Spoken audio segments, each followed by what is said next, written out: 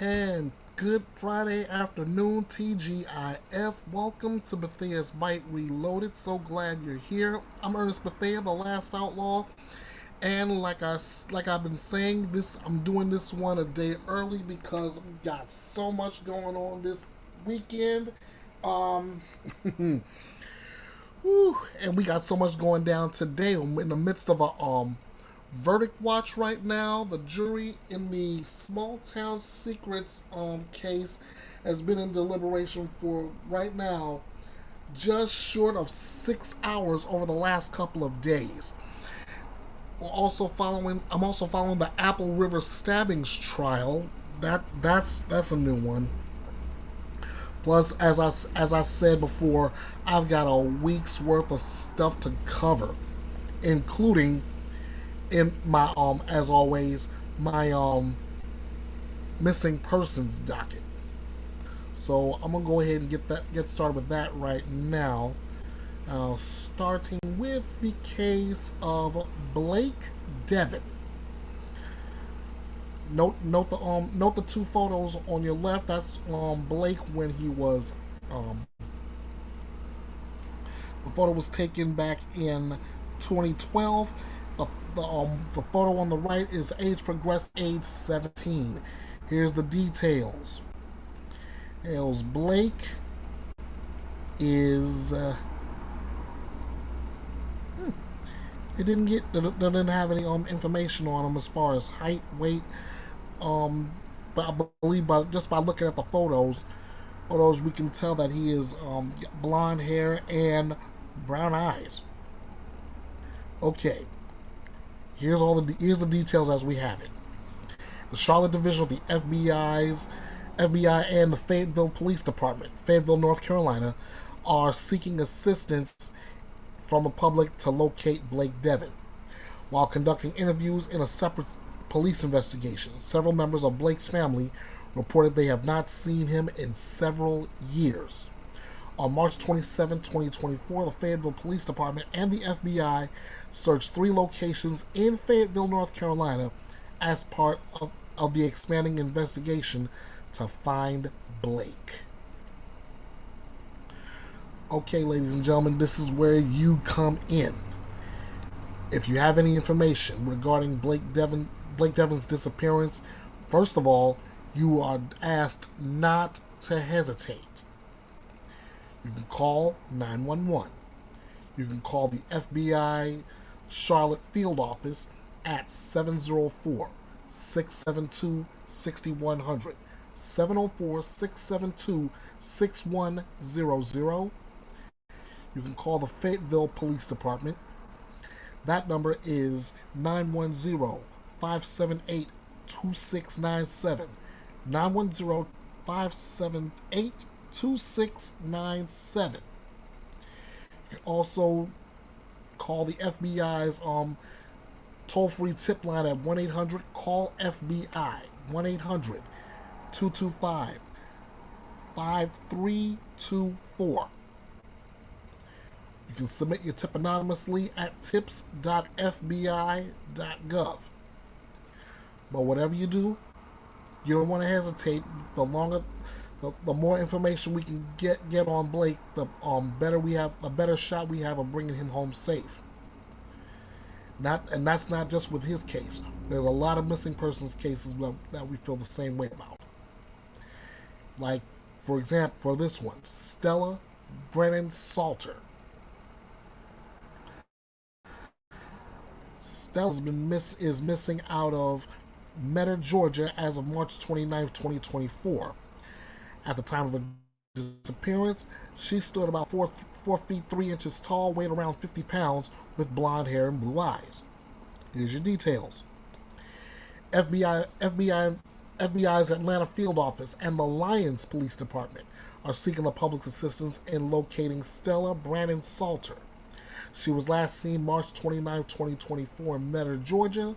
She may have been taken to Puerto Rico by her non-custodial mother. Alright, so now you're asked again, if you see her, if you have seen Stella or have any information on her whereabouts, you are asked to call the Lyons Police Department at 912 526 3638. 912-526-3638. So, or you can again, you can submit your tip by phone at 1-800-225-5324. 1-800-CALL-FBI, or submit your tip anonymously at tips.fbi.gov. And lastly, we have Carla Rodriguez. Carla has been missing out of Las Vegas since October 20th, 1999. Note the three pictures being displayed. One is Carla as of 1999. The middle one is age progressed to 20 years of age, and the one on the right is age progressed to age 25. Now here's all the details. There's no height nor weight for Carla, but it does show that she has black hair and brown eyes, and she also has a small mole above her right eyebrow. She was last seen in Las Vegas on October 20th, 1999. At the time of her disappearance, she spoke limited English, and the FBI is offering a reward of up to $5,000 for information that leads to the whereabouts of Carla Rodriguez. Additional reward money may be available. So once again, if you have any information on the whereabouts of Carla Rodriguez, you're asked to call the FBI's Las Vegas division at 702-385-1281. 702-385-1281. If you have any tips you want to submit, you can submit those tips in to the FBI's toll-free tip line at 1-800-CALL-FBI. 1-800-225-5324. You can submit your tips anonymously online at tips.fbi.gov. tips.fbi.gov. Any information you have in Carla's case, or any case for that matter, will be helpful to bring Carla, Blake, Devin, Carla, or Stella, or any missing persons that we've profiled here home safe. Remember, if you see something, please say something. All right. Now that we've gotten through the now that we've gotten through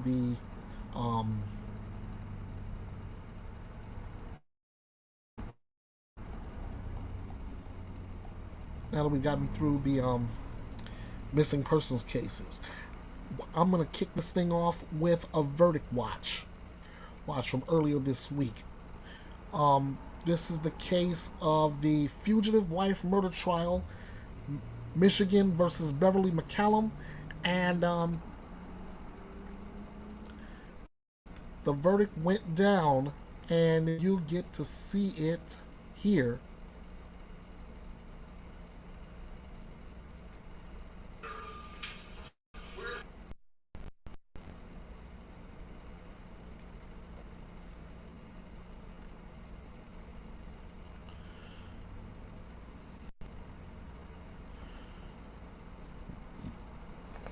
All right.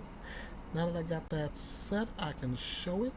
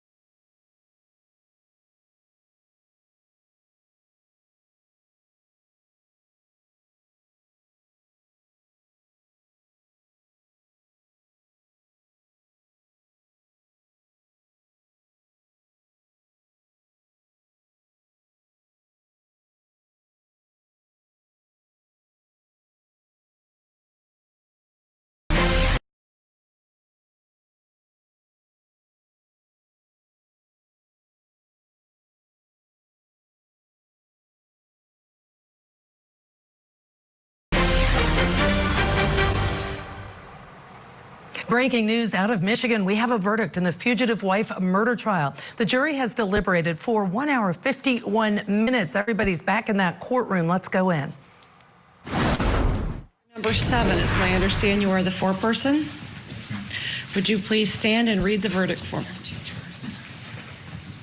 No, they were released. Oh, they were released.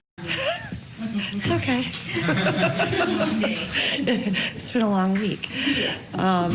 Juror number 7, would you please stand up and read the verdict form? Yes, ma'am. Okay. So on count 1, we, the jury, find the defendant guilty of second-degree murder. On count 2, we, the jury, find the defendant guilty of dead bodies, disinterment, and mutilation. Thank you. Please be seated. Juror number 1, was that your verdict? Yes. Juror number 2, was that your verdict? Yes, it was. Juror number 4, was that your verdict? Yes. Juror number 5, was that your verdict? Yes. Juror number 7, was that your verdict? Yes. Juror number 8, was that your verdict? Yes. Juror number 9? Yes. Juror number 10, was that your verdict? Yes, ma'am. Juror number 11? Yes, ma'am. Juror number 12? Yes. Juror number 13, was that your verdict? I was 14, but yes. Oh, yes, okay.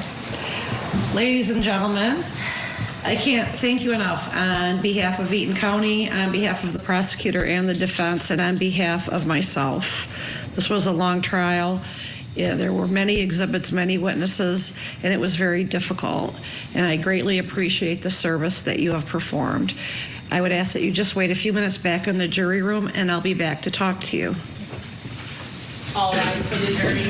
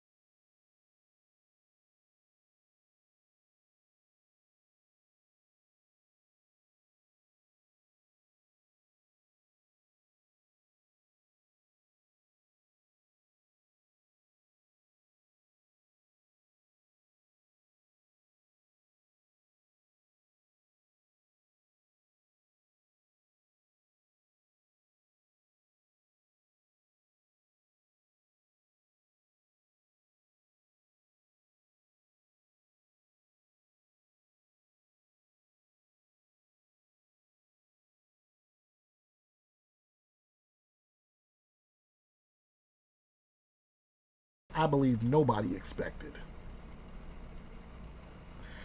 How long it would take them to arrest her for this brutal murder. And like I said, May 23rd is when we get her what her fate will be on second-degree murder charges. Next up, Blake Scanlon. This one's out of Massachusetts, ladies and gentlemen.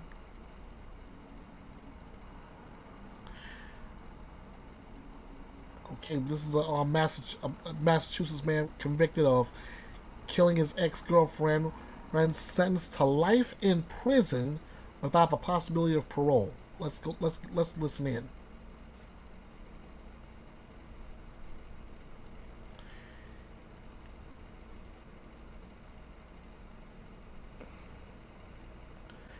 Hang on, guys. Let me get so I can get you right here.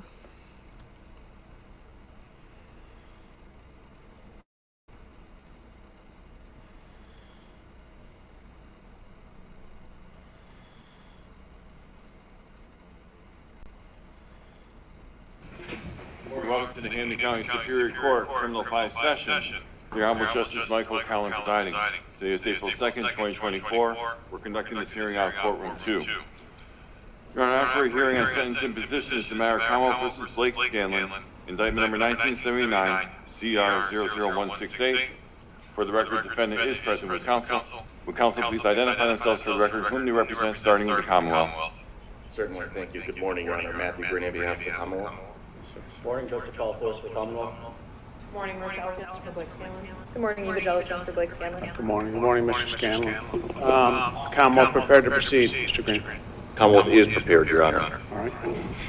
At this time, the Commonwealth would move for sentencing.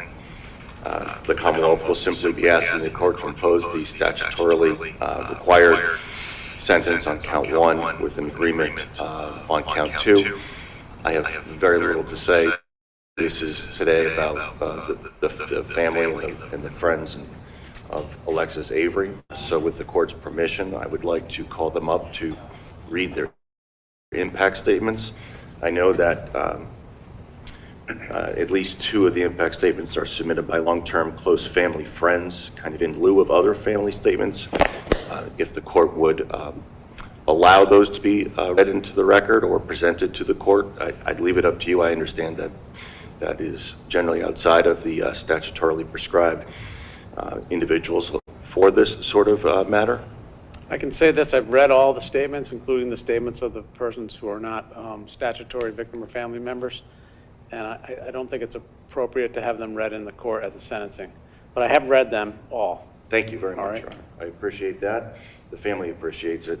So then, at this time, I would ask Sarah Avery, the stepmother, to step forward and read her impact statement.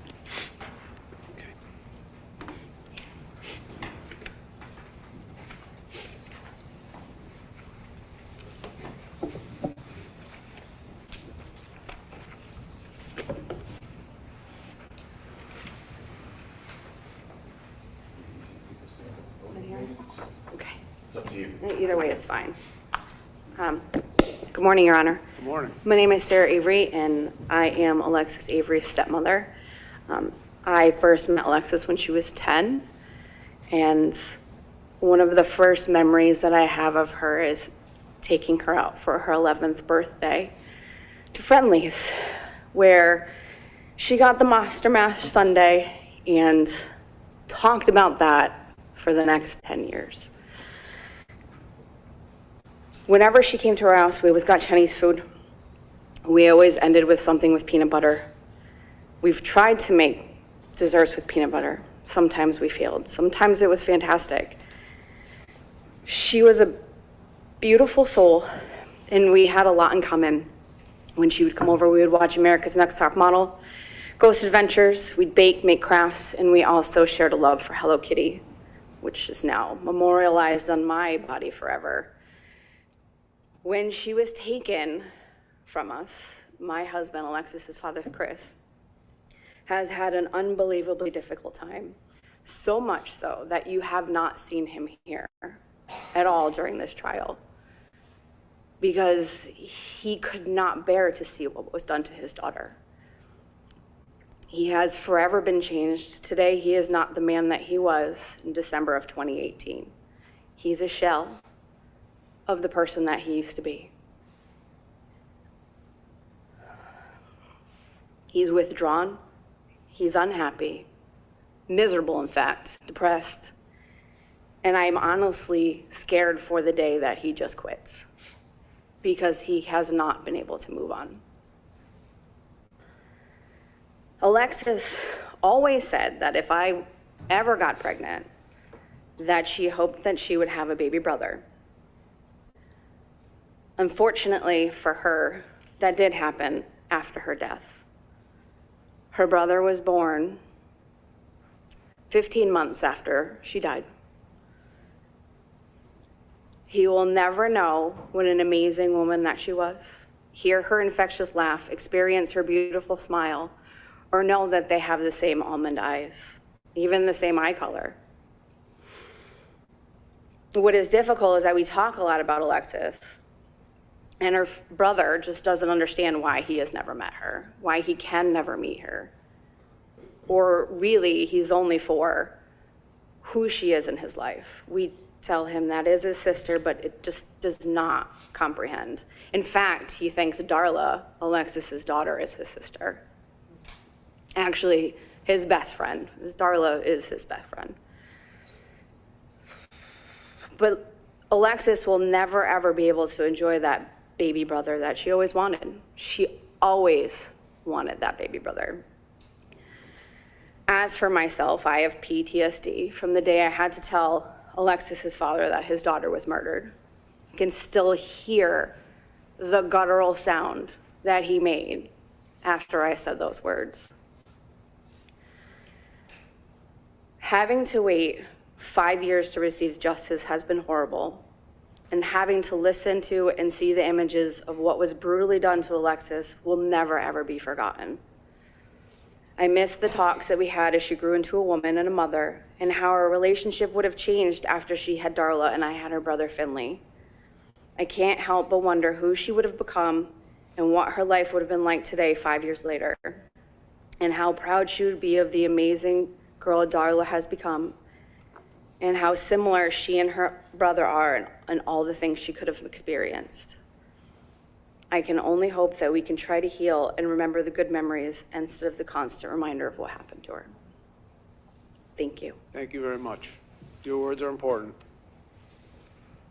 Your Honor, Mr. Dan Bray would like to speak. Yes. And Your Honor, I do just have some family photographs he asked the court to look at while he was delivering his statement. All right, if you'll hand them up to Mr. Partika, or hand them up Chief Roberson, please. Thank you.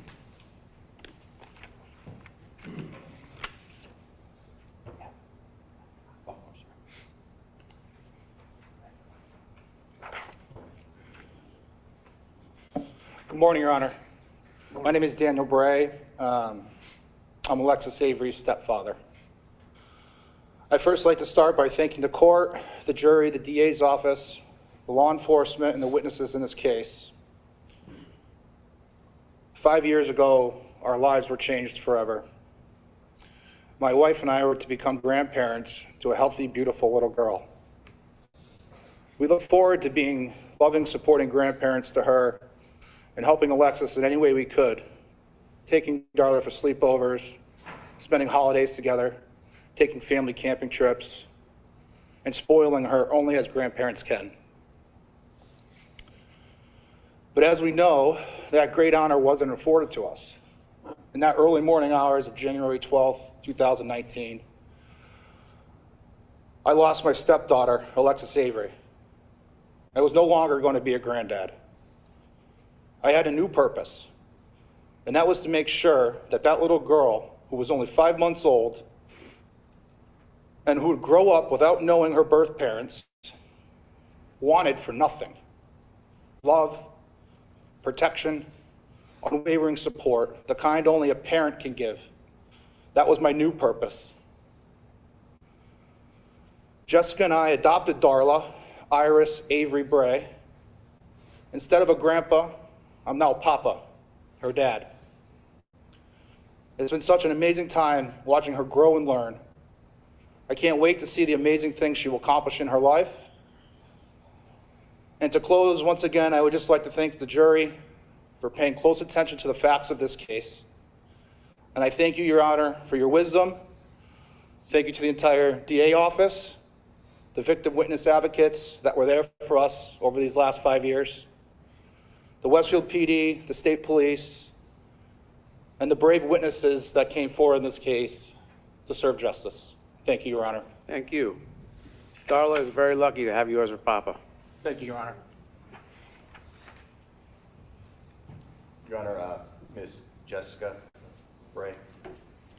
And she will be reading one other statement as well. Here, Mr. Partika, here. Hand those back to Chief. Just hand those back. I'm going to start with the letter from Alexis's sister. Your Honor, my name is Xander, and Alexis was my older sister. I had just turned 11 on January 11th, 2019. The last time I saw her, she wished me a happy birthday, and she told me she would see me Sunday for my birthday dinner. I wish I could look Blake in the eye and say, "Hey, big bro, do you remember me?" When Alexis wasn't around, we would play Roblox, sometimes other games. When Alexis was around, he would still make me feel included. That was the last time I was ever social in the real world. He broke me. I went insane and crazy, and that led me to being bullied in school, and almost everywhere I went, people would talk bad about me. I no longer went to school after that. I'm doing online school now. I no longer exist in the real world. I'm fully online with a TikTok account that has 129 followers. I still have nightmares. It's all Blake's fault. For a long time, I actually thought everything was my fault because I trusted him and defended him when no one else did. Now I know this is not my fault. It's his fault because he took her from us. He did bad things. He means nothing to me now. He may have broken real world me, but I will always live on by being online, and Alexis's story will always live on through repeating it to all my followers. He will spend the rest of his life behind bars, and that doesn't even seem enough. But if she can't live her life, then neither can he. She will go on through Darla, and Darla will never be exposed to a monster. Thank you. Thank you.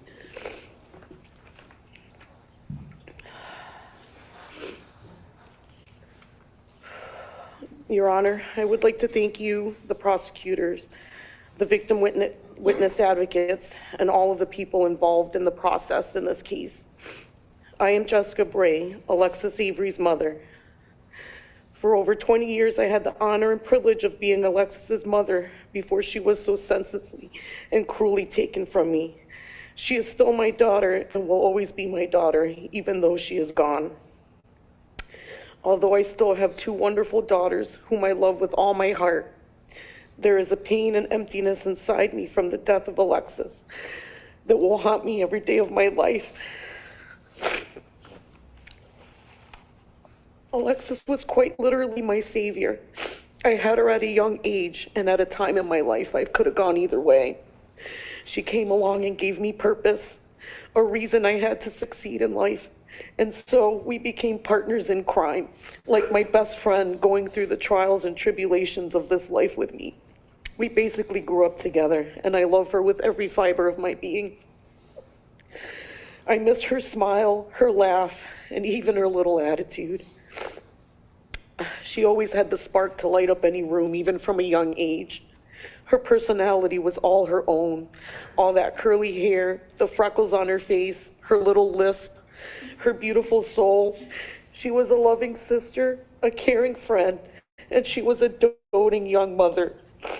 She loved Darla so much, which is why she made the decision to leave her abuser and ultimately sacrificed her life in doing so. She knew Darla deserved better. A friend once told me that God knew the pain of losing Alexis would be so unbearable that he made sure Darla would be there to help us heal. She is the one great positive in all of this. Had my daughter not met Blake, we would not have Darla, and we love Darla so much that we cannot wish that either. She is so smart and beautiful, just like her mother, a daily reminder of her in many ways.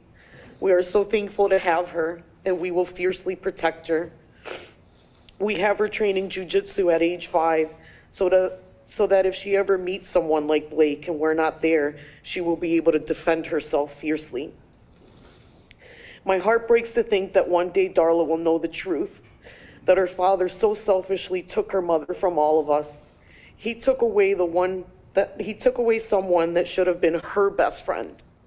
We have made it a priority every day to give her all the love and attention she deserves, to put her needs and wants first, because that is what she deserves. That is what parents are supposed to do. Since Alexis was taken from me, my life has felt like the movie Groundhog's Day. Every day I wake up and for a split second, I feel the hope and inspiration that a new day could bring. And then the reality of our lives hits me. and the blood instantly drains from my face and my heart drops to my stomach as I remember that Alexis is gone. It wasn't a nightmare. It is my life, truly indeed a life sentence for me. At first, I wished the death penalty were an option in Mass. I wanted Blake to know his death was coming in no uncertain terms, to have a moment where he knew he only had minutes left, and face in that moment the same fear that he made Alexis feel when he did what he did. I know now that that scenario would be too good for him, too easy. He now faces life in prison. Like Alexis, he will never have the freedom to go about life, to experience love again, to participate in family as a son, brother, nephew, and as a father himself, or to spend time with the people that truly care about him. I watched Blake's family sob as the jury's guilty verdict was read.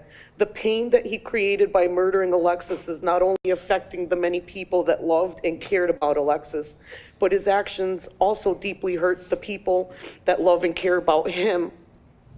The grave difference here, Your Honor, is that Blake made choices and carried out actions that landed him in this position. Alexis did not. Blake's absence from his loved ones makes sense and has direct correlation to his actions. Alexis's absence does not. Blake Jeremiah Scanlon has given Alexis's loved ones a life sentence of relentless sadness, extreme pain, and deep feelings of fear and mistrust.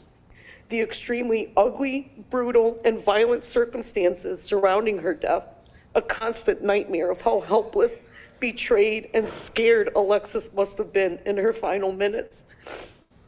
He deserves the exact sentence he receives, a life sentence for a life taken. Our entire family has been shattered forever, scarred by this tragedy. My 16-year-old, who had just turned 11 at the time, was diagnosed with severe PTSD 10 months after Blake brutally murdered Alexis. She has endured so much mental anguish over the betrayal of Blake that she has been hospitalized twice since 2019. We pray that all the therapy she's undergoing, that she can recover mentally and emotionally from this tragedy and be able to live a normal life, our new normal. I now suffer from hypervigilance that is so crippling that I find myself unable to function at times. The worst thing that can happen to a person, the horrifying death of a child, happened to me. As a result, I now fear everyone and everything. I trust no one. I will never be the same. My family will never be the same. This doesn't end here. Court TV has in some way memorialized this tragedy. Over 70,000 people heard Alexis's story. Over 70,000 people, some from the other side of the world, prayed with us for justice. Even though we did not get to tell the whole story, everyone knew that Alexis's story was that of DV victims everywhere. We are not done telling her story. We will advocate for her for the rest of our lives. We will continue to call out Blake as her abuser whenever we speak of her. Alexis will not be forgotten. Alexis will live on. Thank you, Your Honor. Thank you. If you'll let me just a few comments. First, lawyers stand up in front of me every day and make arguments, but nobody can come close to the presentation that victims make, and I thank you for that. Secondly, I really love the pictures. I love the Disney one especially. Yeah. That's awesome. I'll Thank give those you. back. Is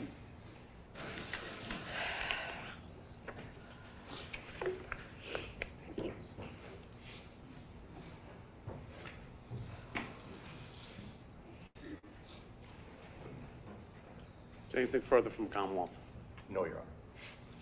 Attorney Elkins, is there anything further other than the sentencing memo, which I read and will be docketed as part of the record? No, as I said in the memo, we would rely on that. And as you know, it is all components of the sentencing recommendation is approved. All right, so on count one, Mr. Scanlon, if you'll stand, please. Count one, sentenced to life in prison without possibility of parole. On count two, sir, you're going to be sentenced to 119 months to 120 months, concurrent with count one. All right? Is there anything further? No, Your Honor. Yeah, yeah. Mr. Scanlon, you are to receive 1,908 days credit for time served by agreement order of the court. There is a $90 victim witness fee assessed. There is a $50 domestic violence fee assessed. You are advised you must provide a DNA sample within 1 year of today's sentence. You further advised you do have a right to appeal to the Appellate Division of Superior Court and Superior Court Rules 64 and 65. Mr. Court Officer, defendant bar is in your custody under sentence. Go ahead. Take all that. Just that one off. Okay, we'll take it in 3. Okay.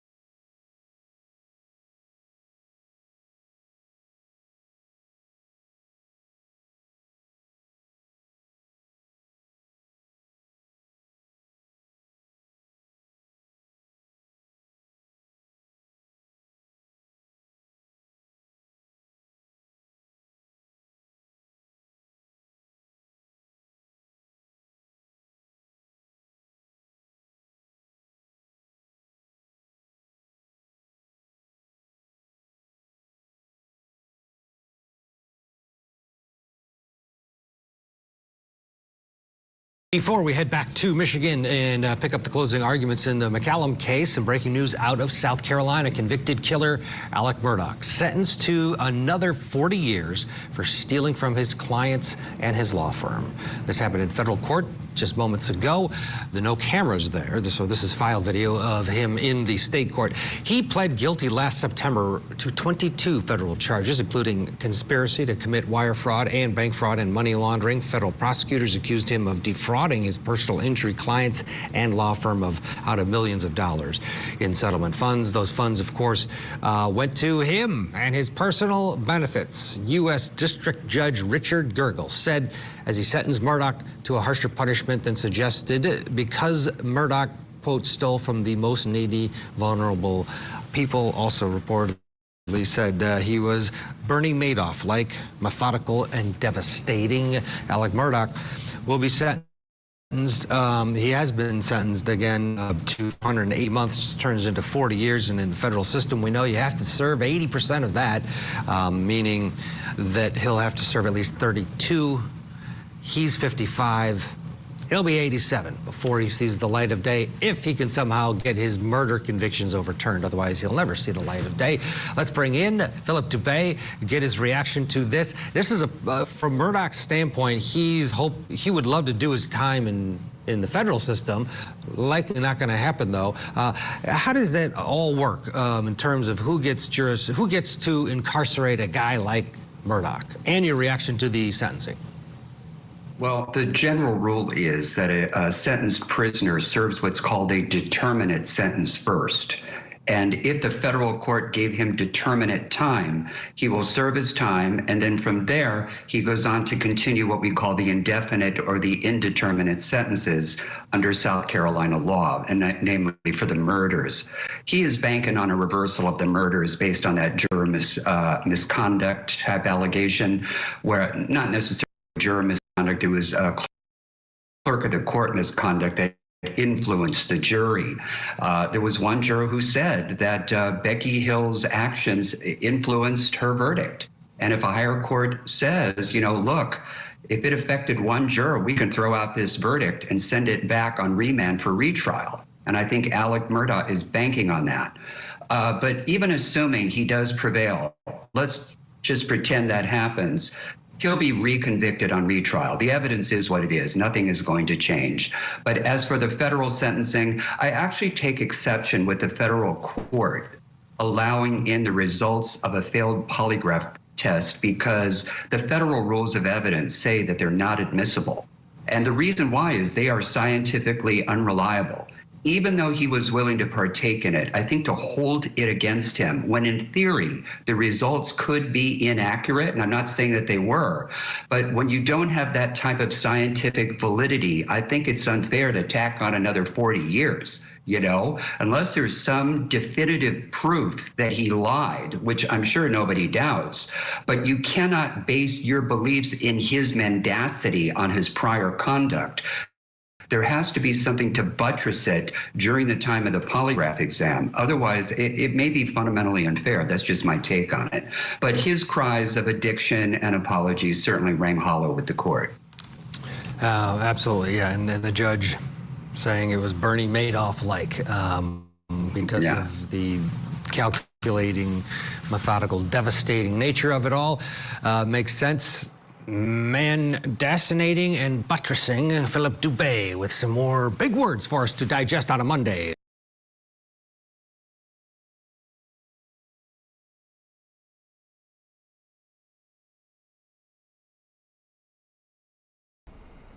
I said Alex Murdaugh was in more hot water, and this just backs it up. For maybe the last time in a prison jumpsuit and shackles instead of the suit the lawyer used to wear, where Alex Murdaugh shuffled into the courtroom Monday in South Carolina and was sentenced to 40 years in federal prison. That's on top of his murder conviction. Murdaugh was punished this time in a federal court for stealing from clients and his law firm. The 55-year-old disbarred attorney is already serving a life sentence without parole in a state prison for killing his wife and son, and he's still trying to get that overturned. But like Ted Rollins of Court TV just said, if he can't get that overturned, he will never see the light of day. Let alone trying to get out after 32 years on the federal charges.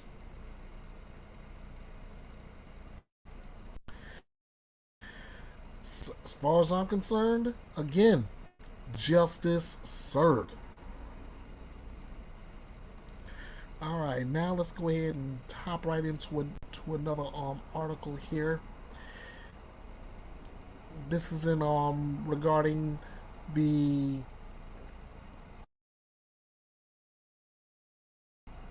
press. Hey, so I'll just read part and give you the other part via YouTube video. Newly released documents are shedding new light on the violent beating death of an Arizona teenager and the group charged in his death. Police report in Preston Lord's murder, released by the Queen Creek Police Department on Thursday, is over 1,000 pages long and details the investigation that unfolded after the 16-year-old was attacked outside a residential Halloween party. He died 2 days later. Queen Creek Police have also released 911 calls, including one from Lord's friends talking about how he had been knocked unconscious for about 2 minutes, and surrounding people who knew life-saving procedures as lifeguards were giving him CPR.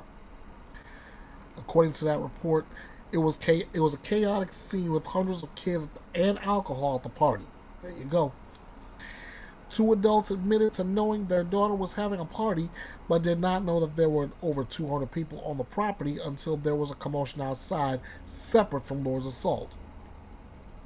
Queen Creek recommended 2 misdemeanor charges for them: criminal nuisance and contributing to the delinquency of a minor.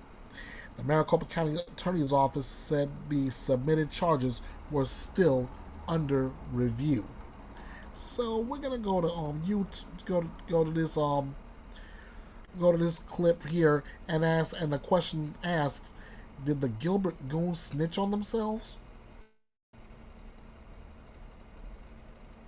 Today we stand together not only to mourn his loss, but to reaffirm our collective commitment to seeking justice for Preston.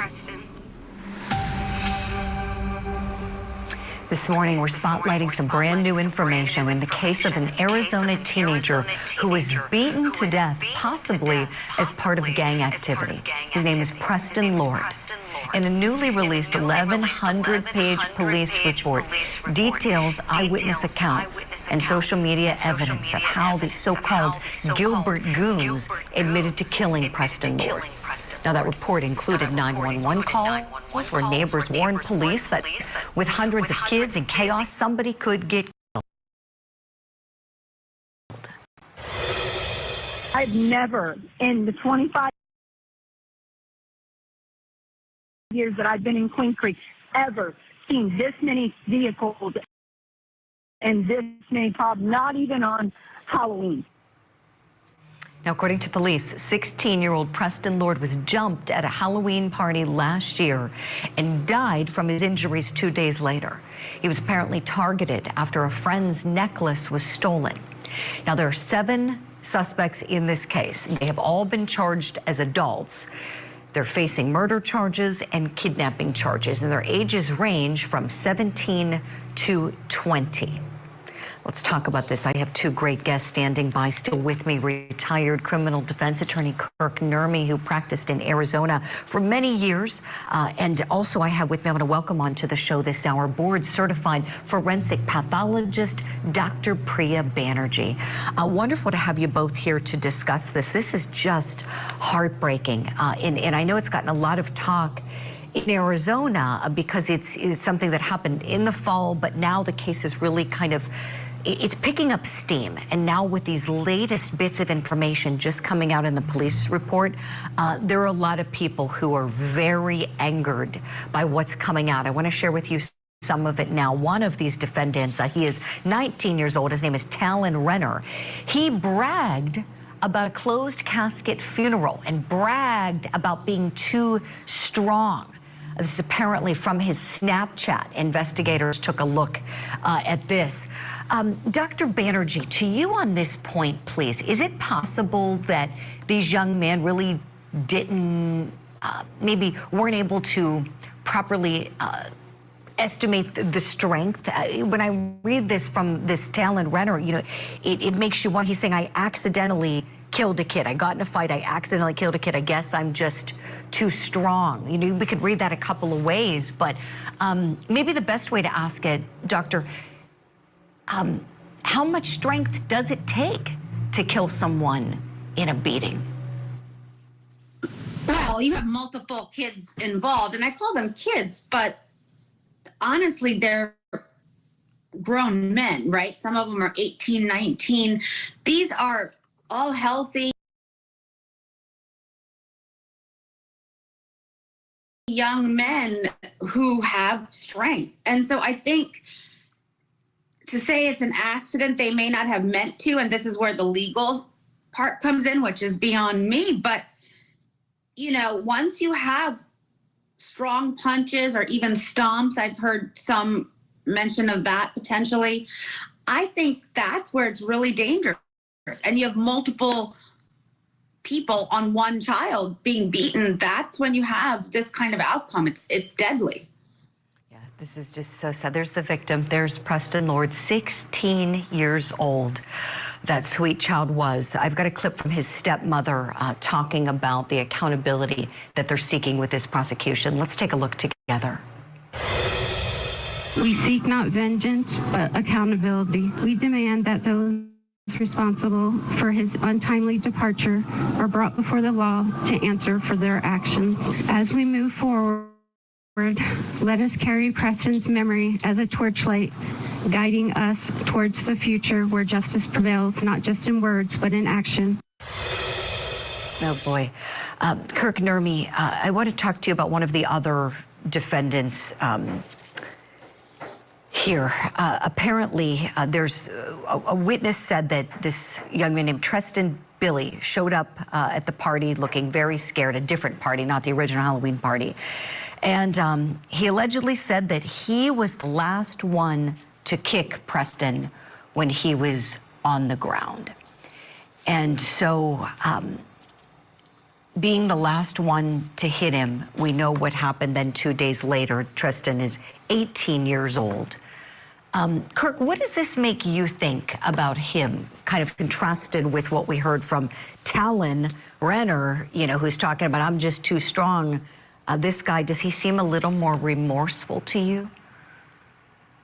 It does, but there's a lot of chaos going on here, as you mentioned. And the one thing I think that really is going to be incumbent on prosecutors, and I have a lot of confidence in the Maricopa County prosecutors. I'm a big fan of Rachel Mitchell, is that they're going to get convictions out of this chaos. But they're going to have to find a way in order to do that, because there is so much going on here, right?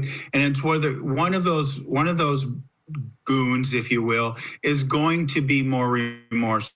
One of those goons is going to want to turn. So will their evidence, will their testimony be consistent with the medical evidence? Can they add, anything that helps convictions come out of this chaos? That's really going to be the point of fact here, because there's going to be video evidence. There's going to be lots of testimony. We know that eyewitness testimony can be somewhat unreliable, but here you have someone who is right kind of down in the end of things, and maybe he can get to the point. He can explain what happened, and that's where the convictions are going to come, and that's where justice is going to come for this young victim. Great point, Kirk. This young man has his whole life ahead of him. Dr. Priya Banerjee, I want to go back to you on an important point. When we think about how this child suffered, would you share with us your opinions in how much pain he must have experienced throughout the course of this beating and then in the aftermath when he was fighting for his life in the hospital? I'm hoping that you talk about legally conscious pain and suffering, so you have to have that consciousness, and I'm hoping that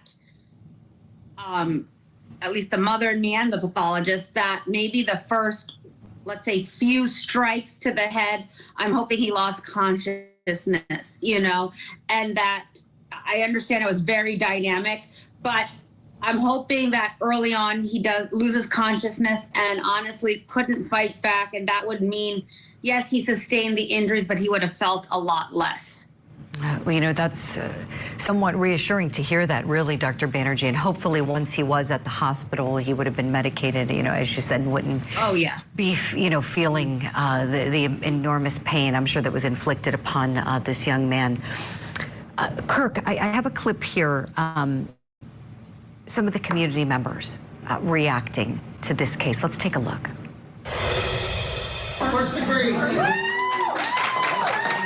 We fought for this publicly, and I'm just going to say... We're coming for the rest. Yep, exactly. You're all going to pay for what you did to Preston. Yes, yep. To our community.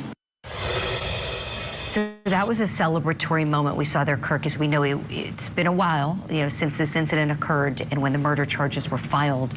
So many people gathered together to celebrate this.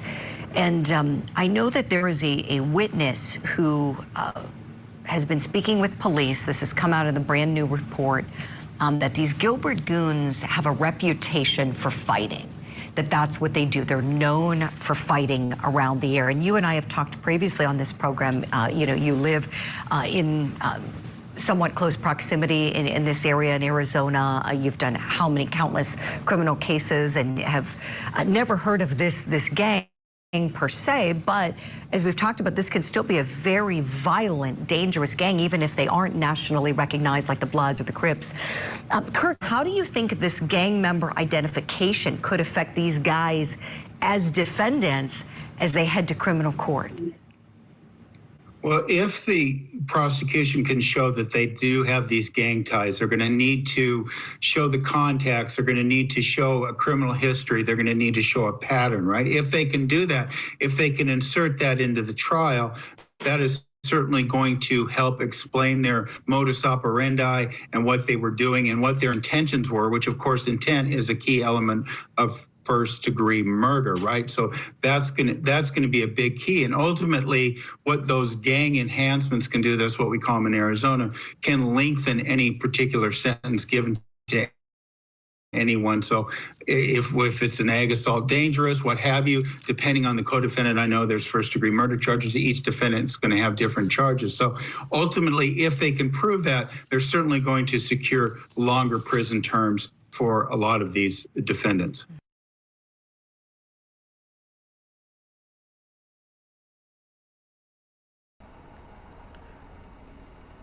So did the Gilbert goons tell on themselves? maybe they did. And if they did, that's where they just seal their own fate. I'll keep an eye on this case as it develops continually, and when I get more information, I'll be sure to bring it to you here, Bethea'S Byte Reloaded. Next up, found a 9-year-old's body found in a burning car, and the father is charged with the child's murder.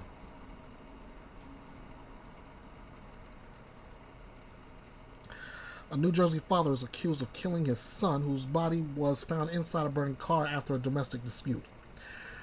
43-year-old Manuel Rivera is charged with murder, aggravated arson, endangering the welfare of a child, and desecration of human remains for the death of his 9-year-old son, whose name has not been publicly released.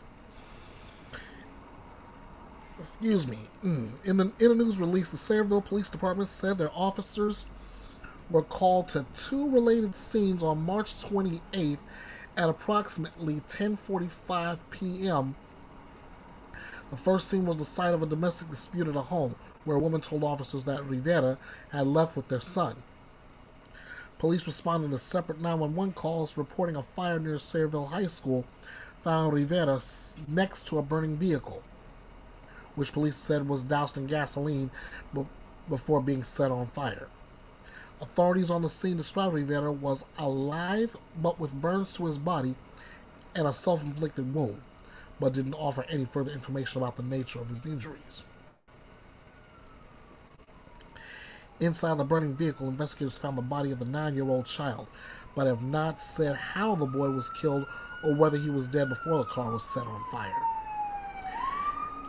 In a statement to the community, Sayreville Public School Superintendent Ricard Labe said that Rivera was an employee of the school district. Rivera was employed as a cafeteria worker and a driver effective January 1st, 2024, according to records reviewed by MyCentralJersey.com. Sayreville police say they are continuing to investigate the murder and have asked anyone with surveillance video that may show the area where the car was to be found to contact them. And as always, we get more information, I'll be sure to bring it here. But what I can say to that is how that is a tragic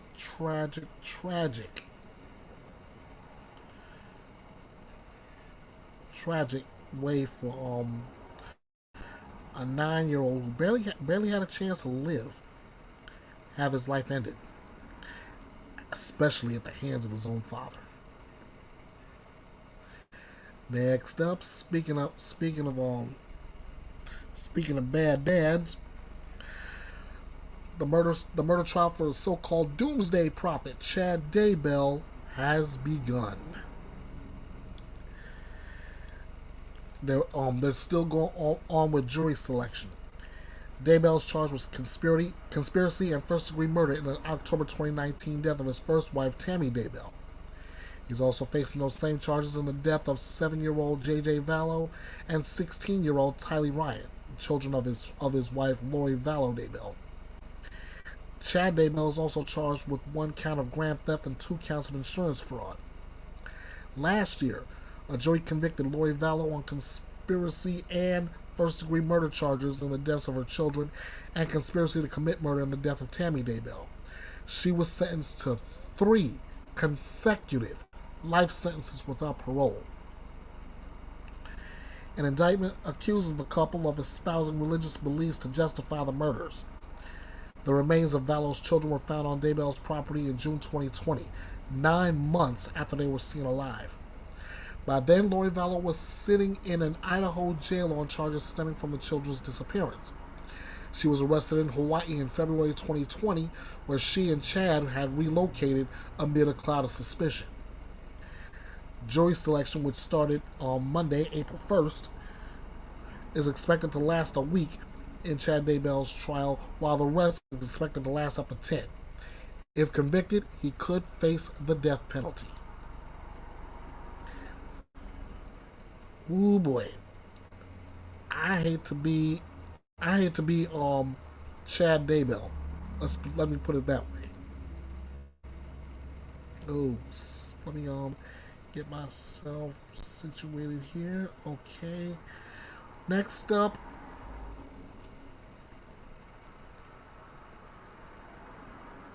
we have one out of Cincinnati, where police say a man bought 350 pounds of nails and scattered them on roads. Sounds to me like a guy was just looking to cause a lot of pain and suffering. I mean, look at this photo of what this detective is holding. I mean, this is just a small taste of what was gathered. Imagine 350 pounds worth. A Cincinnati man is facing charges for buying large quantities of nails and scattering them on roads. And according to police, it's not the first time he's done this.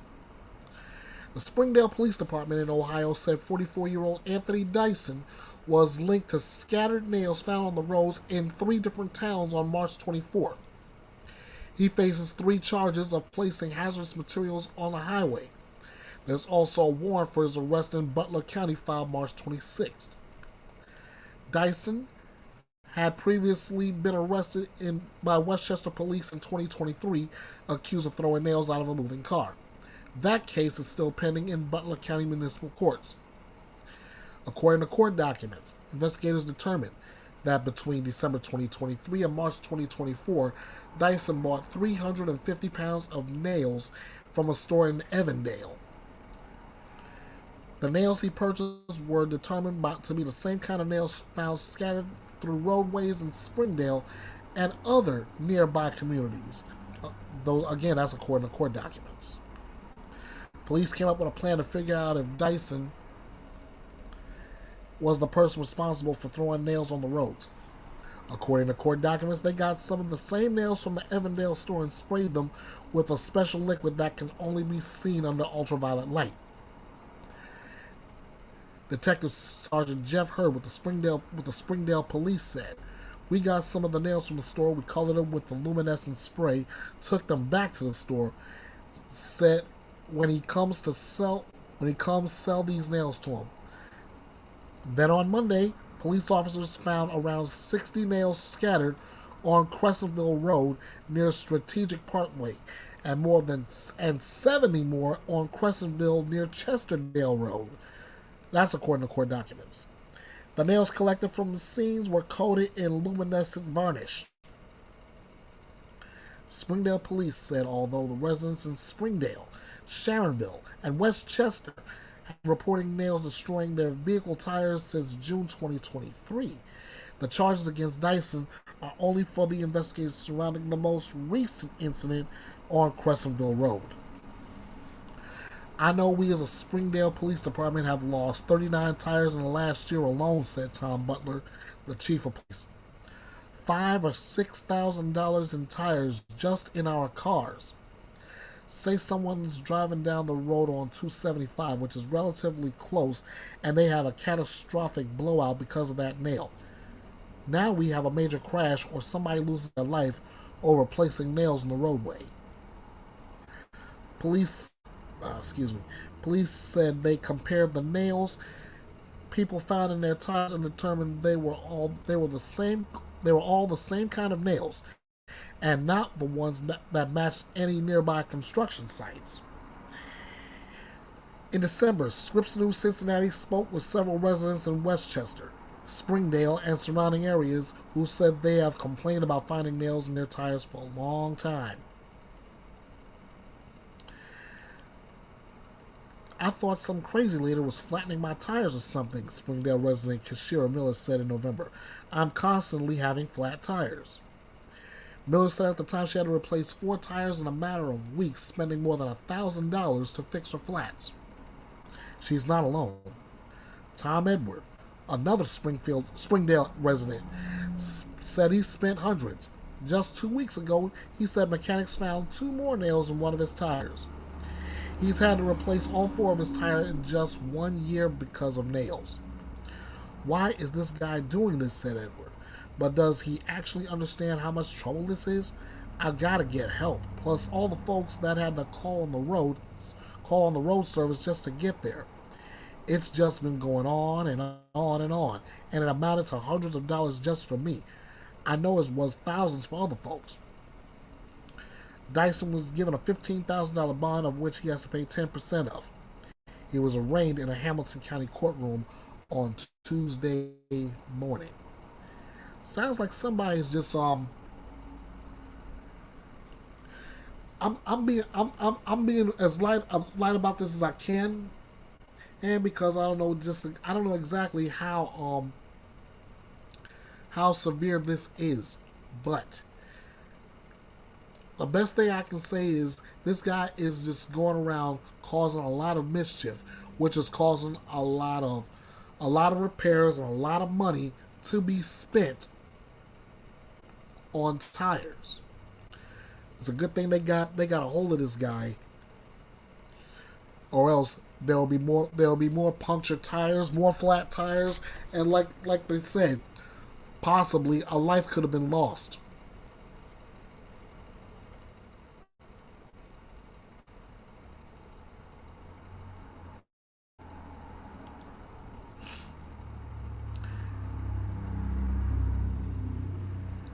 Next up, one of two stories out of the NFL, and these are not these have nothing to do with the NFL draft. Detroit Lions player Cameron Sutton turns himself in weeks after a warrant.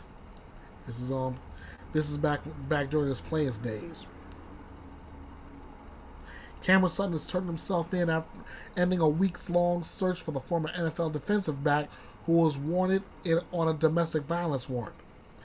The Hillsborough County Sheriff's Office announced the 29-year-old Sutton arrived at a jail in Tampa, Florida on Sunday night, nearly a week after it said his attorney informed authorities about the former Detroit Lions and Pittsburgh Steelers standout would turn himself in. After weeks of evading law enforcement, this man has finally made the right choice to turn himself in. Hillsborough County Sheriff Chad Cronister said, "Domestic violence has no place in our community, and no one is above the law here in Hillsborough County. My thoughts are with this woman as she continues to heal from this man's gruesome actions." Sutton's initial arrest warrant charged him with a felony, but prosecutors said Monday he was being formally charged with misdemeanor battery, which carries a maximum 1-year jail sentence. Sutton was released from jail on Monday on his own recognizances, according to the state attorney. The Sheriff's Department responded to a call about domestic violence in progress involving Sutton and a female around 5 a.m. March 7th, nearly 2 weeks ago. The Sheriff's Office asked for help in finding Sutton. Soon thereafter, Lions president Rod Wood said Sutton had been at the team's training facility just outside of Detroit. "We learned about the warrant at the same time everybody else did on social media," Wood told WJBK Fox 2 last Monday. "We were able to speak to Cam because he was actually in our building. We found him. He was down with our strength staff. He kind of showed up unexpectedly to work out." The Lions released Sutton on March 21st after news the warrant had surfaced. Detroit signed Sutton to a $33 million 3-year contract a year ago. He helped the franchise win a division title for the first time in 3 decades, along with 2 playoff games and 1 postseason for the first time since 1957. He started in all 17 regular season games, making a career-high 65 tackles and 1 interception, and in each of Detroit's 3 playoff games. Sutton started 31 games for the Steelers during the 2021 and 2022 seasons with 5 interceptions and 95 tackles. Pittsburgh drafted the former Tennessee star, who is from Jonesboro, Georgia, in the 3rd round in 2017. He has 9 interceptions in 101 games over his career. Unfortunately, domestic violence could derail his entire career.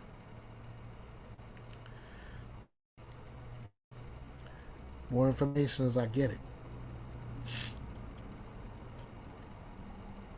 Now, this one is a little bit mysterious as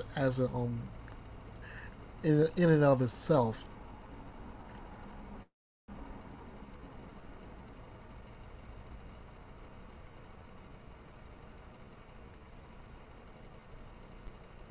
Alright, this is about foul play suspected in the disappearance of a preacher's wife and her friend. Let's go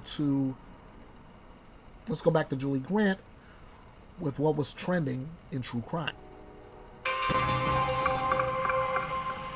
Welcome back. And now for what's trending in true crime. Police in Oklahoma are searching for 2 missing women, and they now are suspecting foul play based on their search of the vehicle. According to authorities, 27-year-old Veronica Butler and 39-year-old Jillian Kelly were set to pick up their kids, but they never made it to the pickup location. Their vehicle was then found abandoned along a highway. A Facebook post from a church in Nebraska described Jillian Kelly as the wife of its new minister. In that same post, the church said that a gathering was held on Sunday for the missing women. Many details still remain unanswered this morning, but our question to our power panel is, what is the most suspicious part of the disappearances of these women? Got great guests standing by. Let's bring them all in now. Still with me, trial attorney and law professor Dante Mills, criminal defense attorney and former prosecutor Michael J. Brown, and former special agent and supervisor with the Department of Homeland Security, Dr. Jason Piccolo. Good morning to you all. Before we get back to them all, let me go ahead and bring this back so we can make sure we give you the information as it's gone down. On your left is 27-year-old Veronica Butler. She was last seen wearing a blue short sleeve shirt, denim shorts, and Hey Dudes. I guess those were the shoes. She stood at the time of her disappearance about 5 feet 4 inches tall, has red hair and green eyes. On your right is 39-year-old Jillian Kelly.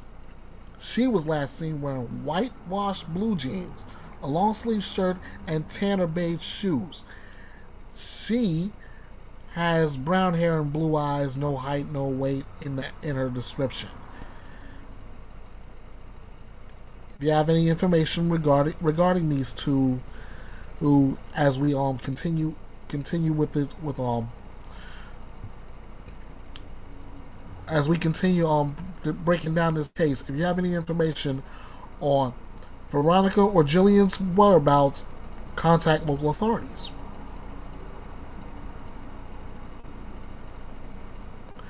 All right, let's get back to Julie and her experts.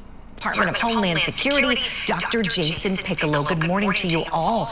Dr. Jason, you're my investigator. I want to start with you on this, please. What's the most suspicious thing to you about this? They're missing out of thin air, it seems.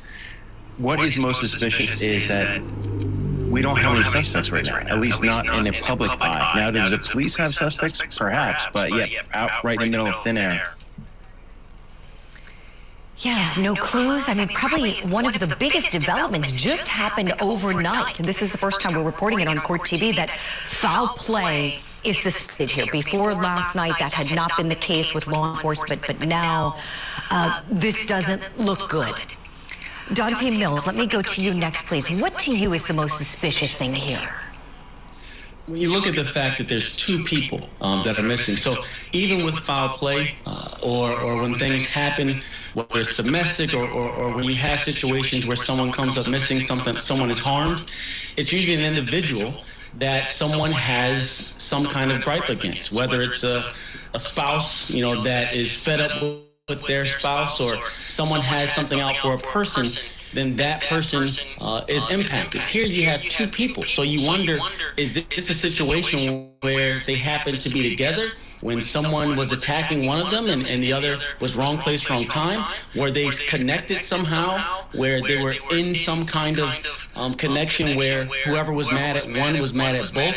I think that's the most interesting thing, that you had two people who seemingly wouldn't, do something to the same person. So why are they both missing? And what's the case with two people being missing at the same time? Yeah, I really appreciate that point, Dante. It's kind of like, who's the target? Are they both targets here? That's what really strikes me as odd. Well, last but not least, Michael J. Brown, your thoughts on this, please. Good morning, Julie. Good morning, everybody. It's just missing without a trace. And what's odd about this is it could be a total act of random violence, but you would expect some evidence of a struggle, some blood. The car was damaged. You would expect some evidence that there was some type of struggle. And then you would expect some evidence of where they went, even if they were kidnapped or apprehended. And from what we hear in the news, at least, and they could be withholding evidence for their own sake, for the investigation's sake, we don't have anything. And it really is a missing without a trace type of situation at this point. Right, you're right, Michael. Thank you for that. We will leave it there for now.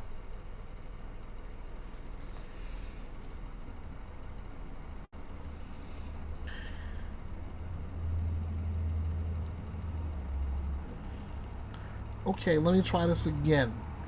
And Veronica was last seen wearing a blue shirt, denim shorts, and Hey Dude slip-on shoes. She has tattoos, including a Chinese symbol on her left arm and a sunflower on her left shoulder. Jillian Kelly was last seen, as I said earlier, in whitewashed blue jeans, long sleeve shirt, and tanner beige shoes. And she has a butterfly tattoo on her left forearm.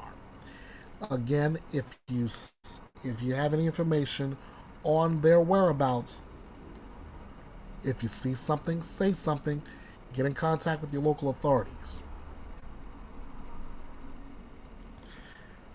Now we move forward. Courtney Clenny, the OnlyFans murder, as I'm billing it.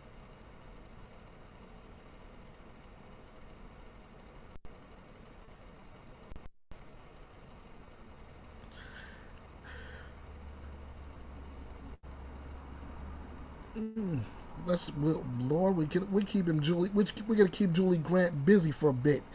This is the OnlyFans case. Courtney Clenny is asking, is he dead? In a video after the stabbing. Let's go right to Julie Grant.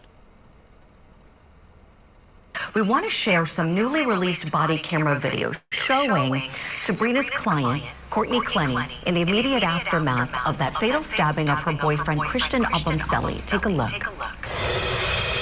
Baby, wake up. Get up. Please, God. Please. Listen, get him up. Get up, right. You can drop it to the floor. I'll help him out. Get up. No. I can't let this. Okay. Please. Listen, sit down. Do me a favor, sit down. Do not move.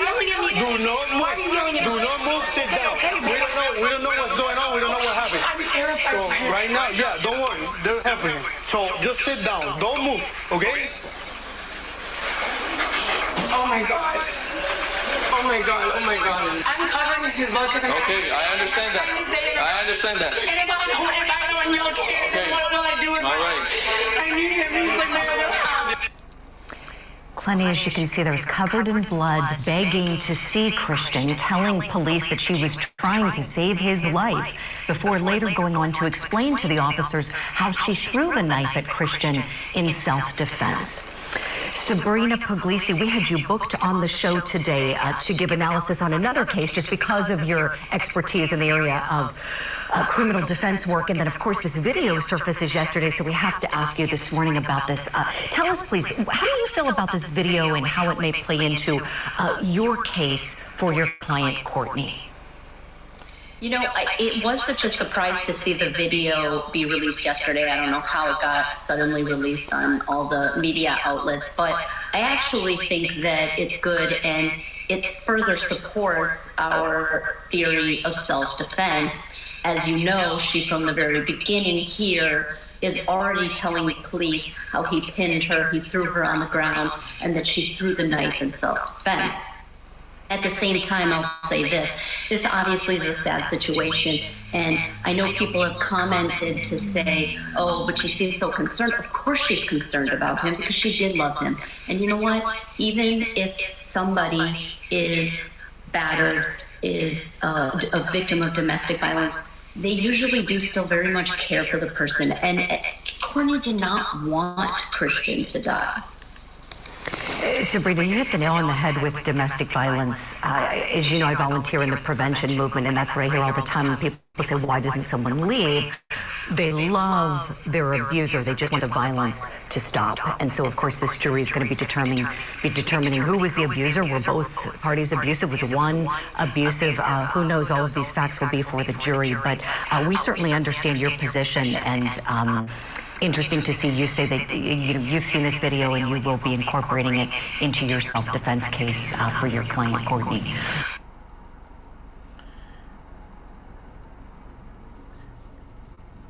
And we'll keep an eye on this case as well, like we are with so many other cases.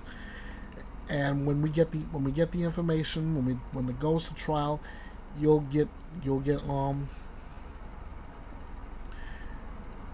the updates right here.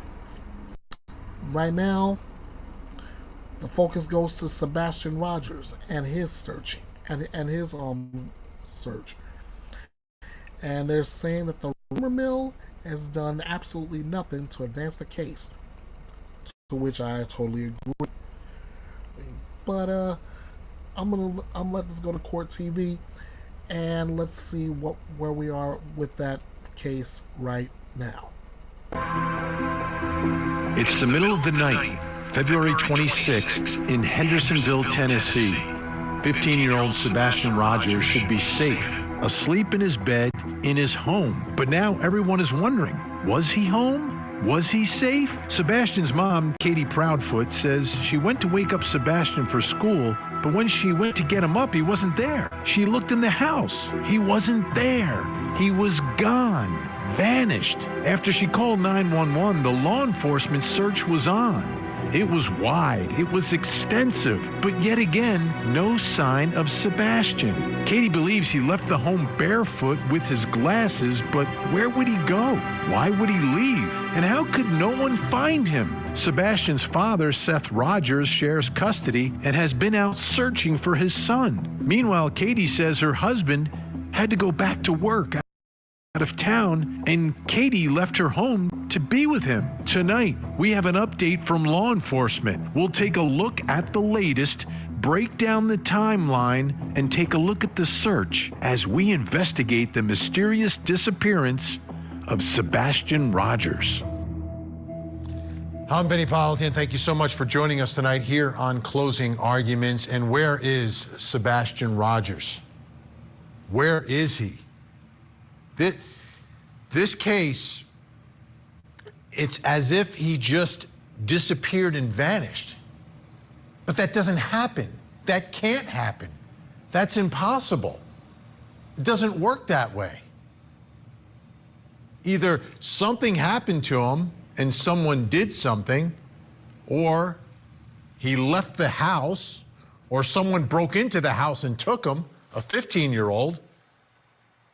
But something had to happen here, yet a month into this, it seems like the public, the family, everyone's kind of clueless as to what happened here.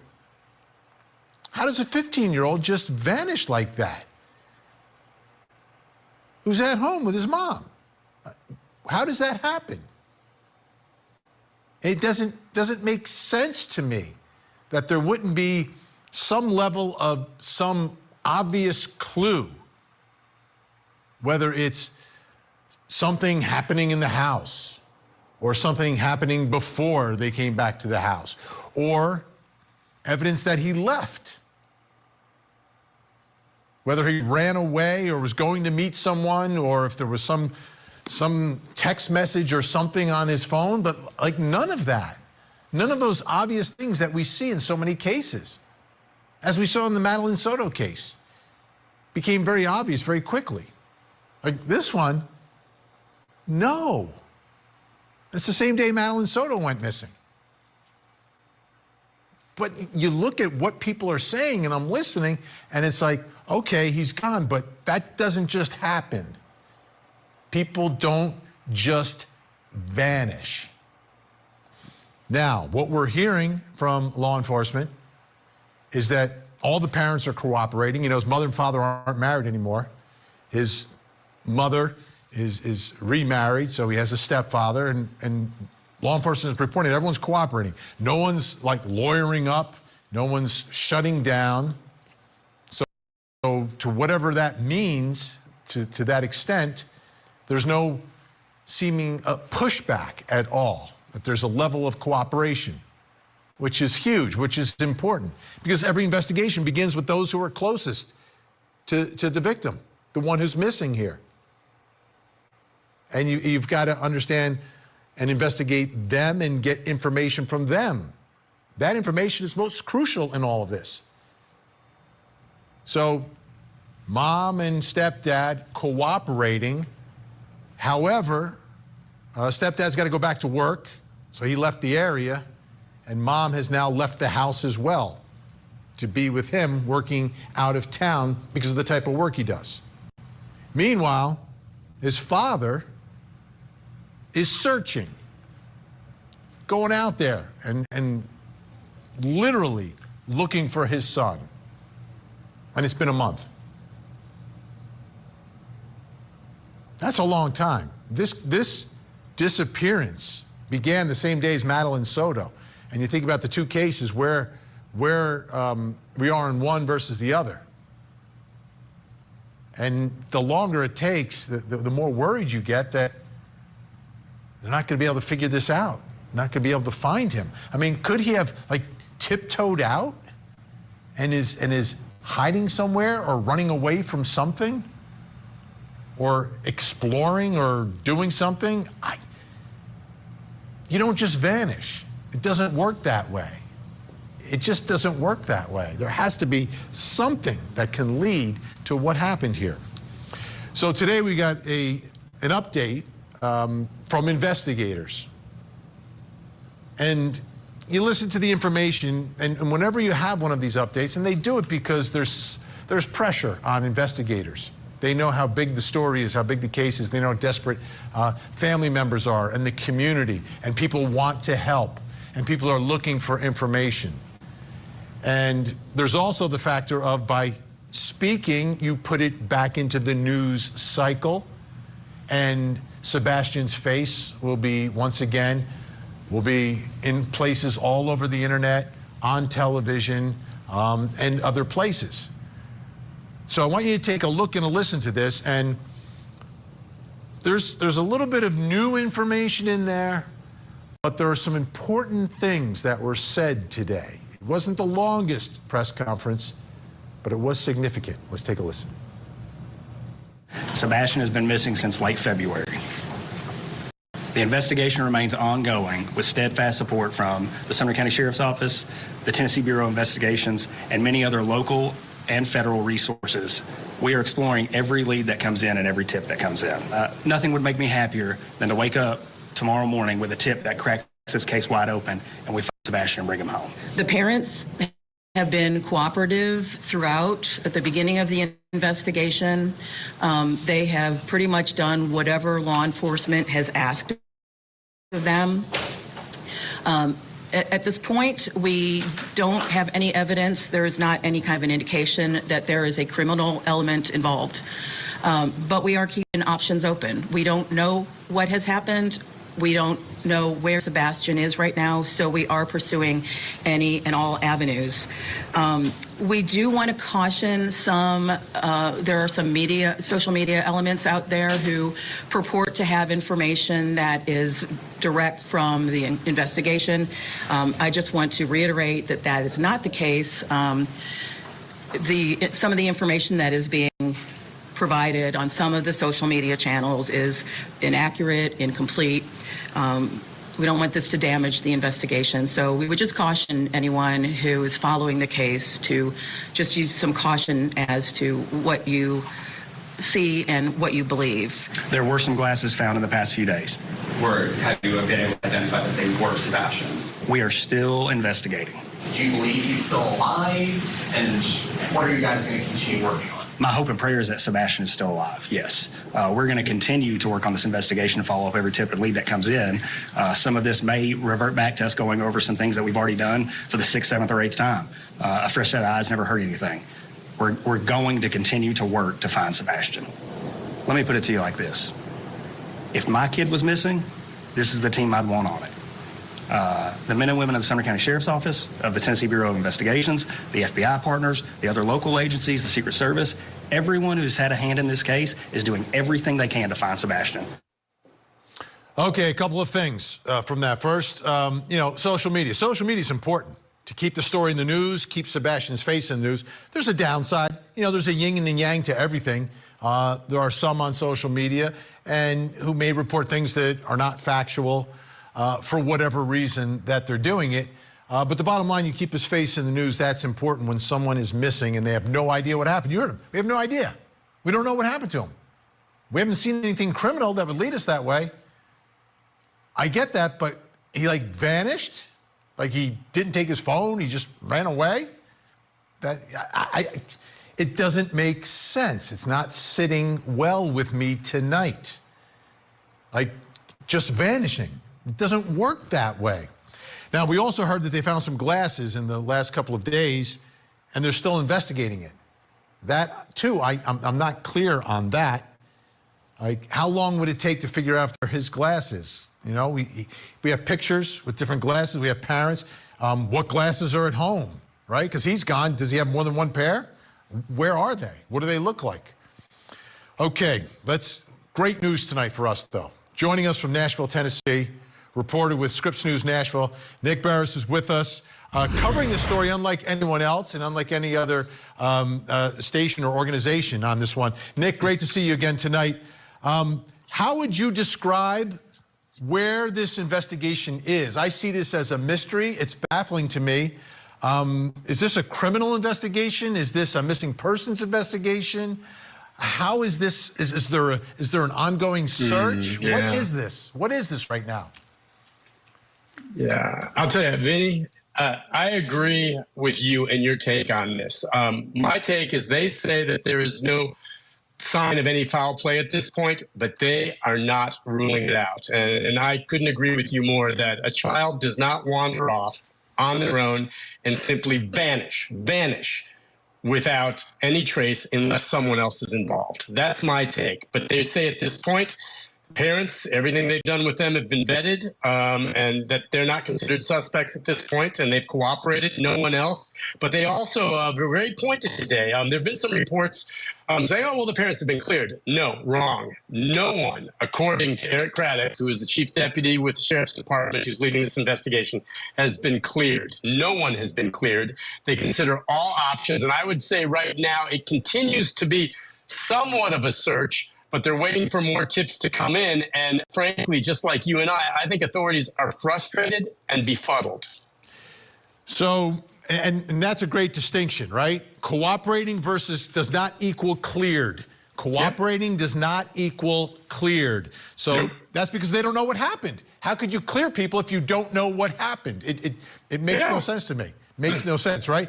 So describe for us the house he was living in, the neighborhood he was living in, the geography, the topography, the population, that sort of stuff. Yeah. This is I'd say an upscale neighborhood, very nice homes. He lived in a nice home, a neighborhood residential like anyone else. It's a typical residential neighborhood, nothing out in the country off alone. Neighbors all within close proximity, some common greenways in between. What's interesting about this neighborhood, as upscale and nice as it is, there are absolutely no street lights, okay, or sidewalks. And so at night, that neighborhood is pitch dark. And so one of the questions many people had was, why didn't any of these homes, many of which have security cameras, Ring cameras, why did none of them seem to pick up any video of anything that night? Almost anything.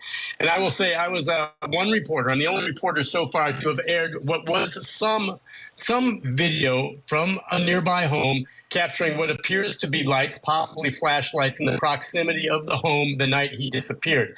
Now, law enforcement, not long after I aired that, one, contacted me asking me where I got it, and I cannot reveal my source. And second, said that at this point, there's no evidentiary value to that video. Well, today in my interview, and by the way, you showed some of the press conference or news conference, I had a chance to sit down one-on-one for a good period of time just with Eric Craddock, he and I. And he said at this point, yeah, no evidentiary value to that video I had that shows that you see here what appears to be some lights, possibly flashlights outside the home. But he says that's the way it stands right now. And depending on what develops, that video and those lights could become more important to the case, depending on what they learn moving forward. So, and by the way, in terms of what information they've shared, I couldn't agree with you more. They did say that they found some glasses in the area, wondering if they are Sebastian's. That shouldn't take any time at all to figure out. And they didn't say if they had. That should be able to be determined almost instantaneously. And I'm not sure why they haven't or why they haven't revealed that information yet. Because the community's searching. They want to help, right? They want to help. Everybody's looking for him. From the interviews, his dad is worried to death. So let's get back to that light for just a moment, though, because the way you described the neighborhood, pitch black, so you're seeing some light at night. And this is what? This is like 3 in the morning? Yeah, it's right around 3 in the morning. It's within the scope of the time they believe Sebastian left the home, which would have been, they think, midnight to 6 a.m. the next morning when he was discovered missing. So, yeah, it's dark.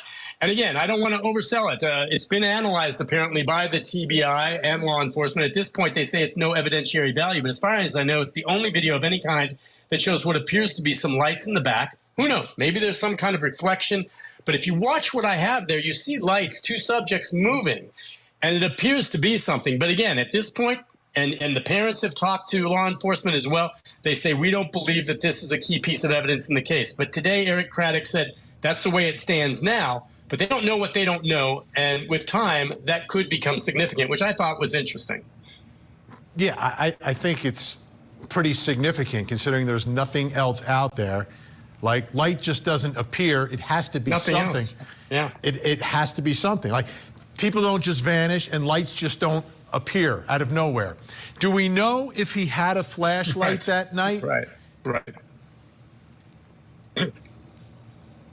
Yeah, the word from his mother when she went to look for him, what they discovered missing, the way I understand it, is a flashlight, and that he left without his shoes, barefoot, which again is something that's very confounding because, his own father said as a child, Sebastian walked barefoot into a fire ant hill pile, and they just ate him up. And he never forgot that experience. And from that day on, as a child who suffers from autism, that stuck with him, and he would not go outside without his shoes and socks. So you're telling me in the middle of the night, he grabs a flashlight, walks out of his home barefoot?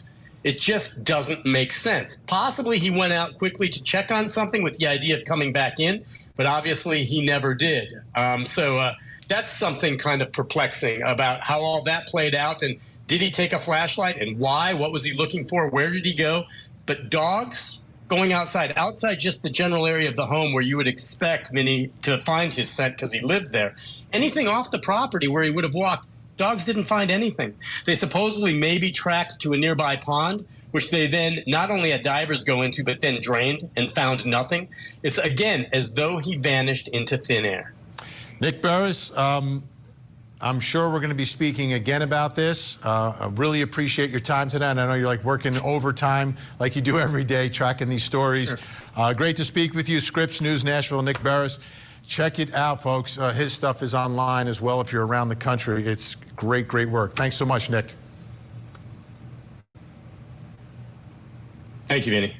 Let's talk more about this search. Joining us from the Gulf Shore of Alabama, Press and Communications Officer for the United Cajun Navy, Kevin LaFond, is with us. And the reason we asked you to be on is you guys were involved at some point in the search here.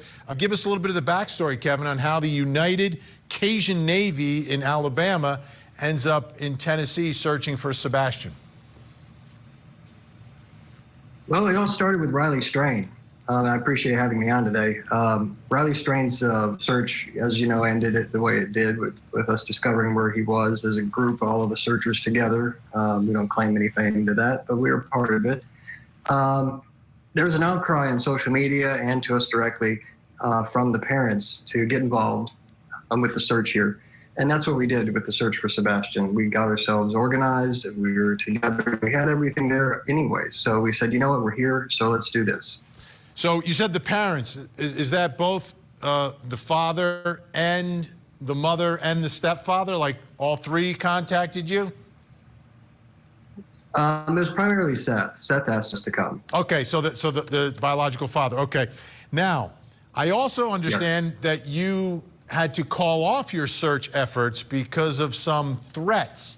Can you tell us some of the details there? What's the nature of these threats? Is this people who don't want you on their property because it's private property? Is this people who don't want you to find something? What exactly is that all about? Well, there was a private property and also state and federal land issue at the beginning that we had to get permission for to be on those lands. But we did get permission. We got the okay to do that. So that was never an issue. We had some bad actors that were showing up in person and also harassing online and through phone calls. We were getting all kinds of messages saying that we're going to be doxxed, we're going to be run out of town, we're going to be bullied, and then the death threats came. And that's when we got real serious about, having to reformat how we're going about this and think about the safety of the volunteers. It really was to that point. So now we have to shift gears and move into more of a private phase where we, we're not forward facing. Let me ask you this, the people who are threatening you, stopping a search for a missing child, did you provide that information to law enforcement? Because I would think if someone's trying to stop you from finding this child, maybe that's someone law enforcement should be looking at. And I would say that you're drawing a reasonable conclusion there for sure. And yes, the authorities were notified. We have incident reports with the MNPD. They're the ones that came out to the original call when our folks were basically barricaded inside of a hotel room.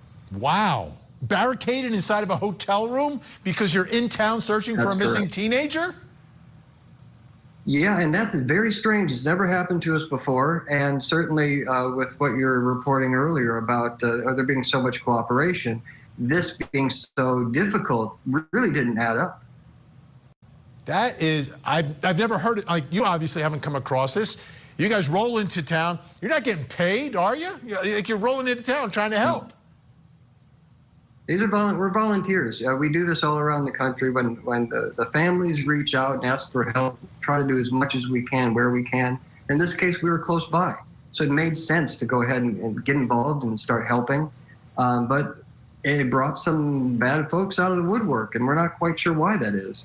And let's hope law enforcement follows up on that and figures that out, because, I mean, the obvious conclusion, again, if you're trying to stop people from searching for a missing teenager, you're afraid, oh, maybe they may find him.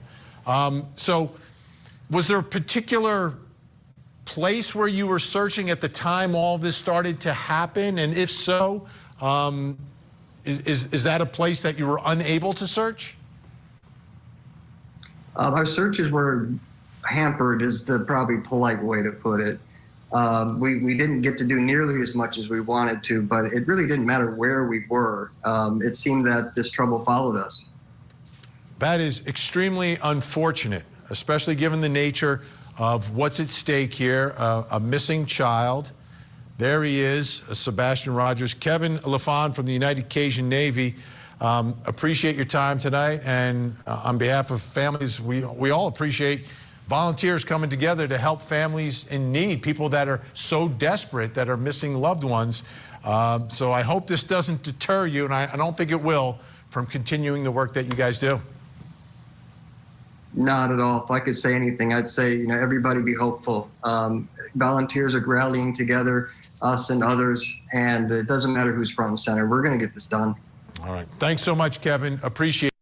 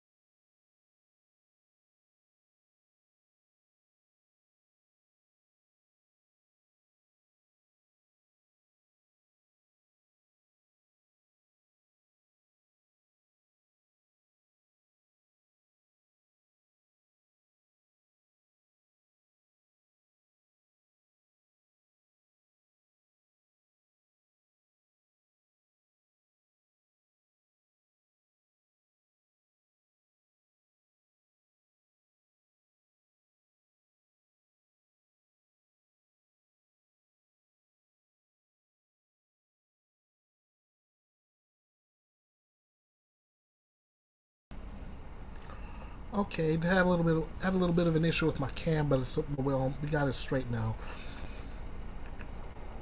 And this is the best shot of no, maybe I can do a little bit better than that. There we go.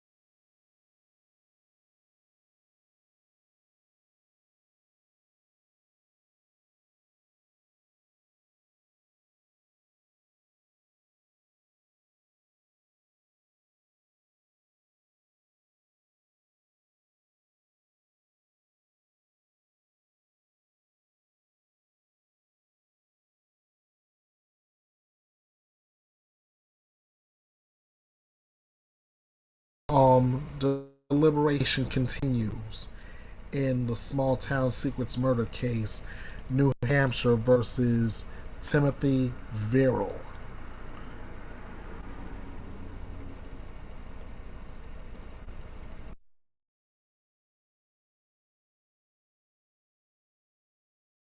Go ahead and cover what we're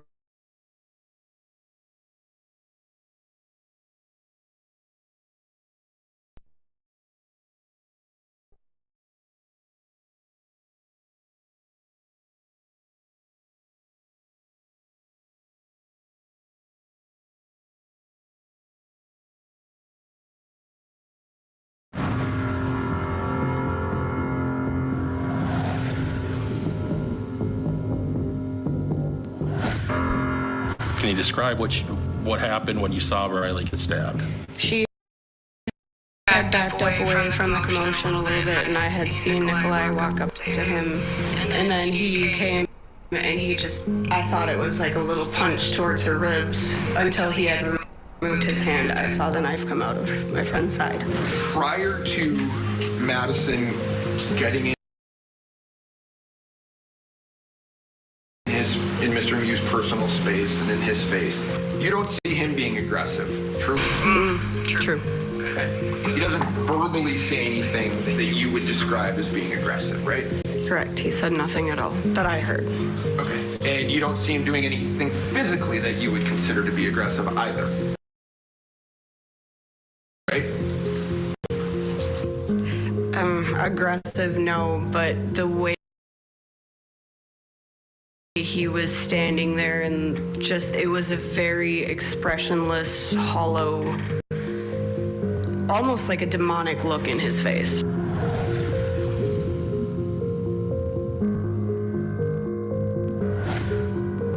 At some point, as you're floating down the river, did you become involved with an incident where some folks have been injured? Yes. What did you do when you saw? I knew somebody was hurt, and so I jumped off the raft and ran across the river. Well, it was so slow, I was trying to run fast, but the water was too thick, so then I ended up kind of falling forward and army crawling across to him, and when I got up, there was a blonde boy. Did you know who that boy was? Did you find out later who it was? Yes. Who was it? Isaac. When you arrived to where Isaac was, did your nurse training kick in? Yes. So he was lying on his back. His eyes were open but not blinking. He was not breathing. So I started chest compressions right away and continued that for a long time. I saw that there was a large cut. At first I thought he had been impaled on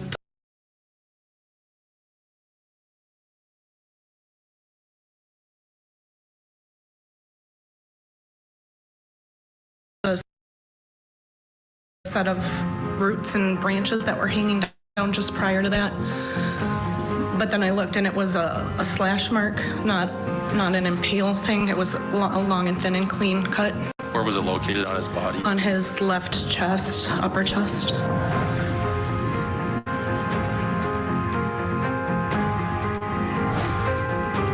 Back in July on the 30th of 22, were you dispatched to the stabbing on the Apple River? Yes. And did you have body camera on at the time? I did.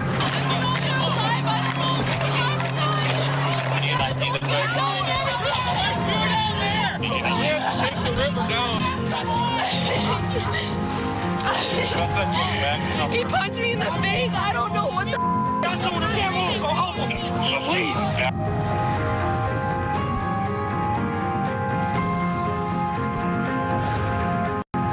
Did you end up making brief contact with Nikolai Mew? I did, yes.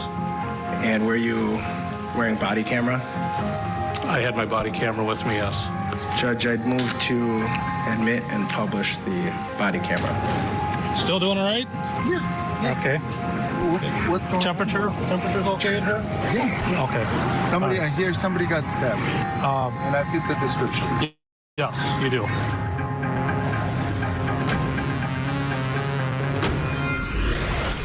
All right, so that was the look at day 4. What a day it was. Now we're getting ready for day 5 to happen. We understand that there are some housekeeping matters that need to happen first. So as soon as we're able to go in live, we will. Right now, let's look back to witness Eric Williams' testimony. He was witness number 17 for the state. He's going to detail what he saw when the stabbing incident occurred. Eventually, did you realize that he was getting close to a group?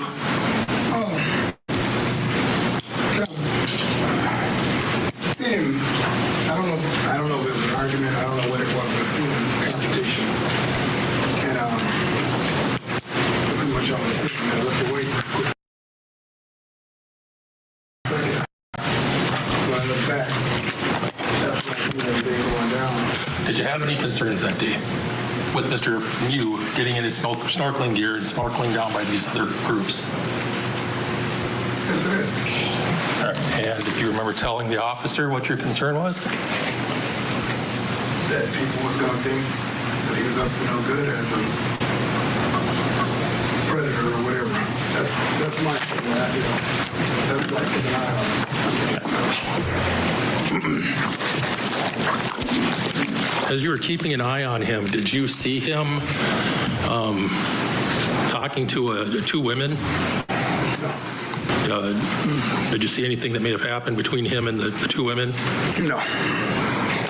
Did you see him involved in a fight with anybody? I did look away for a second, and when I looked back, we did see a brawl in the water where me and Nesto started rushing towards him to help him out and break it up. All right. When you saw that, was Mr. Mew in the water already? Yeah. All right. Was one of the groups that he was snorkeling near? Did you see what the age was of the folks in that group? And who was snorkeling with? Ask me the When he was question. snorkeling downriver from where your group was, were you able to determine the ages of any of the people downriver that he was snorkeling by? No. All right. Do you remember having a conversation with Investigator Williams, or pardon me, Investigator Sheppy about that? I might have. I don't remember. All right. If I showed you the transcript, would that refresh your memory? What page? I got approach, Judge. Yes. Mr. Williams, I'll ask you to read from the middle of the page down a couple lines and let me know when you're done.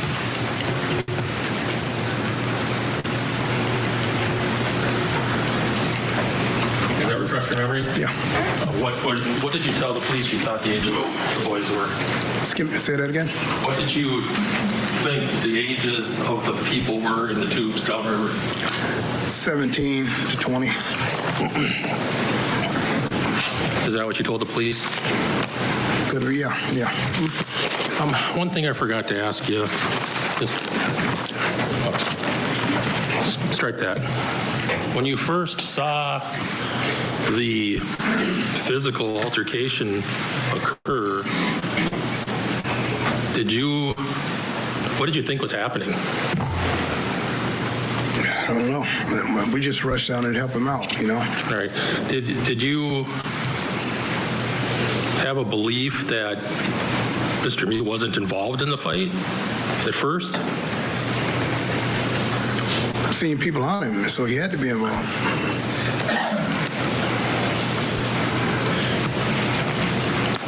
Is it fair to say it's been, I don't know, almost 2 years since you talked to the investigators back on August 3rd of 2022? Yep. And you may not remember exactly everything you told them? It's possible. Do you have a memory of telling them what you thought was happening in the fight before realizing that Mr. Mew was involved in it? Yes. What did you tell him? I think I may have told him that I was concerned about the young kids being intoxicated. We didn't want to stop by them. We want to stay far away from them as possible, but the pedophile thing, that's why I watched. I didn't want that, That's possible I could have told him.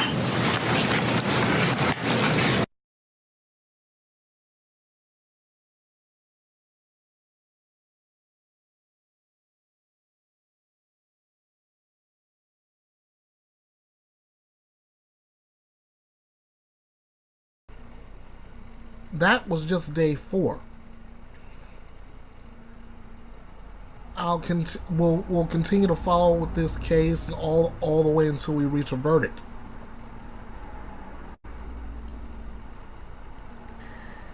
Now here's a troubling case here.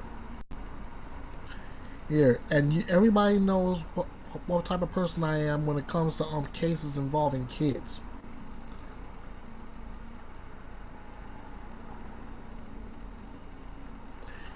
Alright, take a look at the right side of your screen. This is Samantha Wishman. She's facing charges in the death of her fiance's young son after investigators say they discovered disturbing text messages on her phone. 32-year-old Wishman was charged with first-degree reckless homicide and neglecting a child, resulting in death last week, months after the 3-year-old child, identified only as CT, died at the home where they both lived. Wishman lived with her fiance, identified in court documents as DT, in Marionette with 6 children. She and DT each came into the relationship with 2 children, and then the couple shared 2 more. The children ranged in age from 1 to 7, with the victim being the youngest, to whom Wishman was not related. Police were called to Wishman's home on June 15, 2023 at 11:42 a.m. after she called 911 to report that CT was unresponsive and not breathing. When officers arrived, they found DT doing CPR on his son, who was taken to a hospital and pronounced dead. Wishman told officers that the child had fallen down the stairs the night prior, and in the morning he had been unresponsive in bed, prompting them to call the 911. But investigators said that her story didn't match with the injuries on CT's body, which included significant bruising on his head, a distended abdomen, bruising to his neck, and nails on his fingers and toes that appeared to have been cut so low that at one point they were bleeding. Officers who pulled cell phone data from Wishman's phone were further concerned after a series of texts that she sent to DT while he was at work on the evening of June 14th. Quote, "I'm ready to hurt these expletive kids. Nobody expletive understands. I can't breathe. So this is so much harder. And now I'm having more problems breathing." Excuse me. Victim and sibling are not allowed to move or get up from where expletive they are until I get up. I am not playing. End quote. Then there's this quote. "I hate my life so much. What else can go wrong tonight? As I'm changing infant, here comes CT down the expletive stairs, so one side of his face will probably be bruised when he wakes up." End quote. A report authored by a social worker who looked into the case attached to the criminal complaint notes that details CT's case raised concern for a neglected child. His oral hygiene was noted to be poor. Additionally, there is no record of CT's caregivers seeking any medical care for him in the last 20 months of his life. The same report noted that some of the bruising on CT's chest was consistent with pinch marks. Wishman is separately facing stalking charges for allegedly harassing DT in the months after CT's death, including leaving a note expressing her love for DT and their family on his vehicle.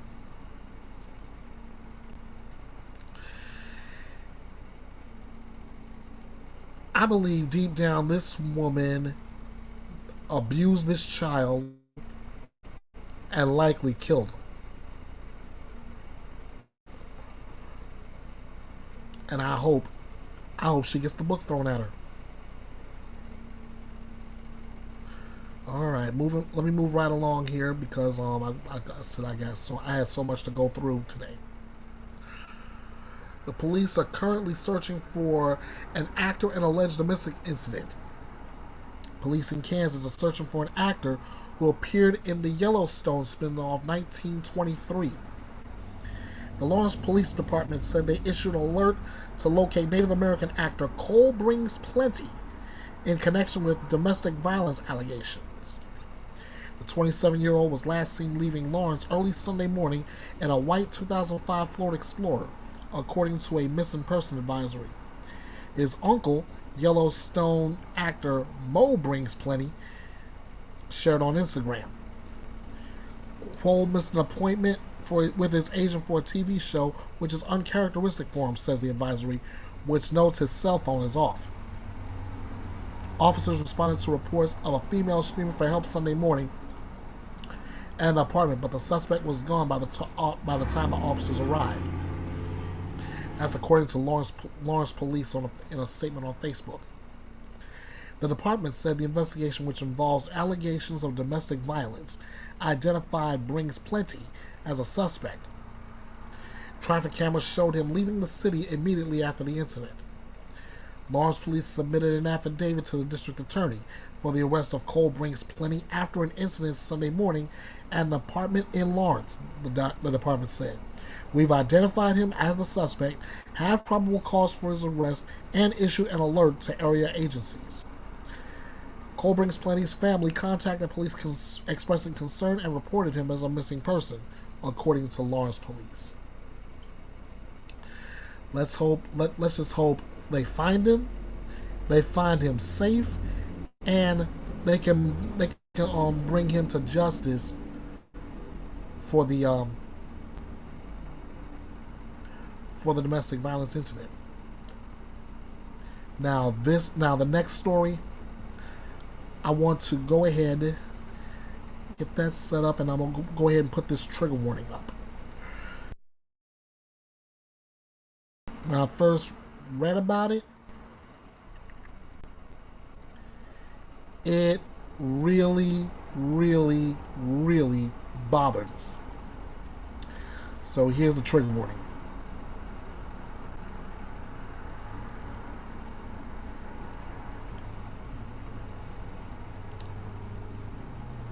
Okay.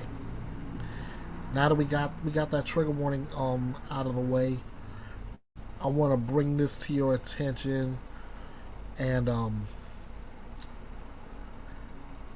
won't play the footage here for you because I know there's footage out there about it. I won't play it for you because, again, I just got this putting up a trigger warning, so you know how that is.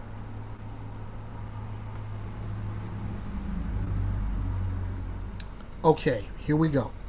A teenage girl who had been kidnapped by her father was following a sheriff's deputy's instruction and appeared to be surrendering when other deputies fatally shot her during a gun battle on a Southern California highway, according to recently released video and audio. 15-year-old Savannah Graziano was shot and killed as she ran towards San Bernardino County Sheriff's deputies amid a hail of gunfire on September 27, 2022. Her father, 45-year-old Anthony Graziano, was also fatally shot. San Bernardino County Sheriff's Department released the audio and video clips, including a heavily produced and narrated 15-minute video on last Friday, in response to public records requests made by the Associated Press and other media outlets. The deputies did not have body-worn cameras, but video footage was recorded by a sheriff's helicopter and witness dashboard cameras. Before Savannah and her father were shot, deputies pursued Graziano's pickup truck for some 70 miles, including along Highway 15. A helicopter crew following the chase reported shots fired from the driver's side. Other shots were fired from the passenger side, according to a deputy and a passing motorist. It is unclear who was shooting from the pickup truck. The truck and deputies' vehicles came to a stop on the desert interstate east of Los Angeles in Hesperia, about 35 miles north of Fontana, where her father had shot and killed her mother, his estranged wife, a day earlier. Savannah Graziano was just steps from safety when she was killed, according to the video. A deputy taking cover behind a sheriff's SUV repeatedly shouts to her, "Passenger, get out and come to me, come to me." Wearing tactical gear and helmet, a teenager gets out of the pickup truck from the passenger side and runs toward the deputy, briefly crouching to the ground as he continues to give her commands. But as she rises from her crouch and starts toward the deputy, Others from a higher elevation open fire. The deputy screams, "Stop! Stop shooting her! He's in the car! Stop!" The deputy's shouts were not broadcast over the radio. The sheriff's department said, but the audio was captured by his belt recorder. A deputy in the helicopter can be heard saying, "Oh no," over the radio after the teen was shot. For months, officials would not say whether it was her father or the deputies who killed Savannah Graziano. In the new video, the narrator says the Grazianos were struck by deputy rounds and died of their injuries. The agency has not released autopsy reports for the teenager, her father or her mother, Tracy Martinez, and it has not named the deputies involved. A spokesperson for the agency did not respond to a request for comment Tuesday. The department said 4 sheriff's department vehicles were struck by gunfire during the pursuit, and deputies seized multiple firearms and hundreds of rounds from the pickup truck, as well as flashbangs, smoke grenades, body armor, and tactical helmets. Savannah Graziano was not armed when she was shot. The State Department of Justice, which is investigating the shooting, referred media inquiries to their 2022 news release and declined further comment. State law requires the department to review any officer-involved shooting in the death of an unarmed civilian. Savannah Graziano witnessed her mother slaying from the backseat of her father's pickup truck, but did not move to help her, authorities said. Her father jumped out with a handgun and fired several times at Martinez near an elementary school during morning drop-off, forcing students and parents to dive for cover. Anthony Graziano also shot at a father and child near the school. Anthony Graziano had moved out of the family's home a month or 2 before the killing, as the couple went through a divorce, according to Fontana police. Savannah Graziano left with her father, while her younger brother stayed with their mother. Anthony Graziano and his daughter had been living out of his pickup truck and hotels for weeks before the violence, police said at that time. There were no reports of domestic violence or child abuse. Officials issued an Amber Alert for Savannah Graziano following the shooting in Fontana. Though authorities later questioned whether she went with her father willingly, Friday's video did not address that, only mentioning that an Amber Alert had been sent out. I'm going to try to hold my whole part of my commentary so this live stream can stay up for anybody to catch this replay. But I'm just gonna say this as even killed as possible. Those sheriff's deputies were wrong in this. The young lady was unarmed. She was following the commands to go to those deputies.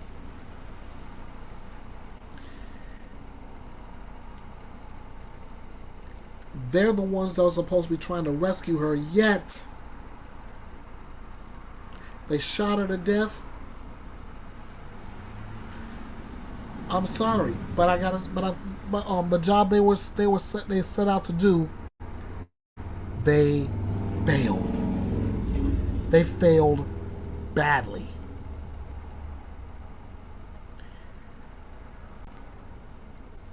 And they need, and I believe they need to be punished for it. That's all I'm saying about that.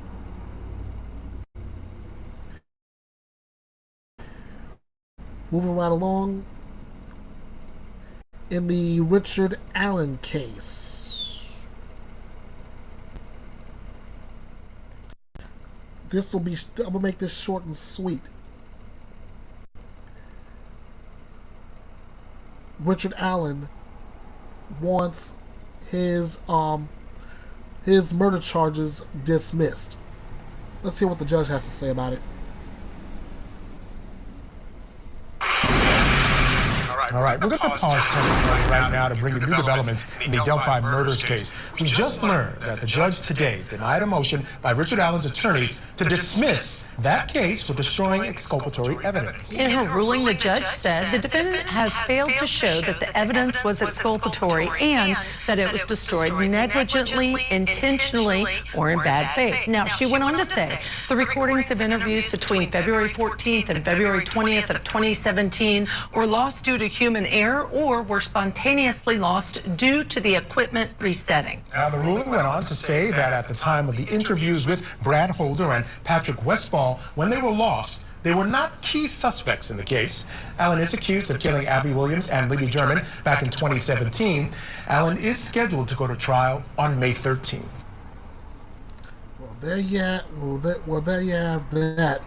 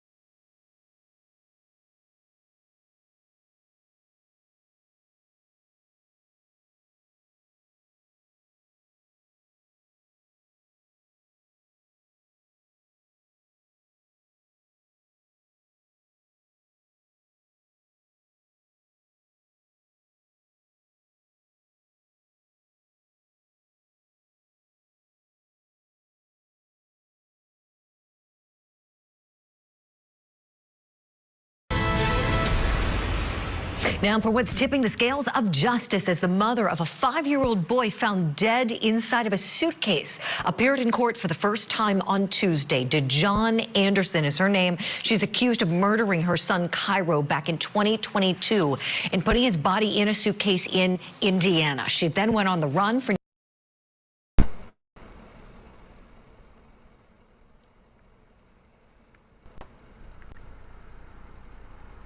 nearly 2 years, according to police, finally captured in California last month. She had her arraignment this week, and it was far from typical, as she told the judge she wants to represent herself. She also made some really wild claims. Take a look.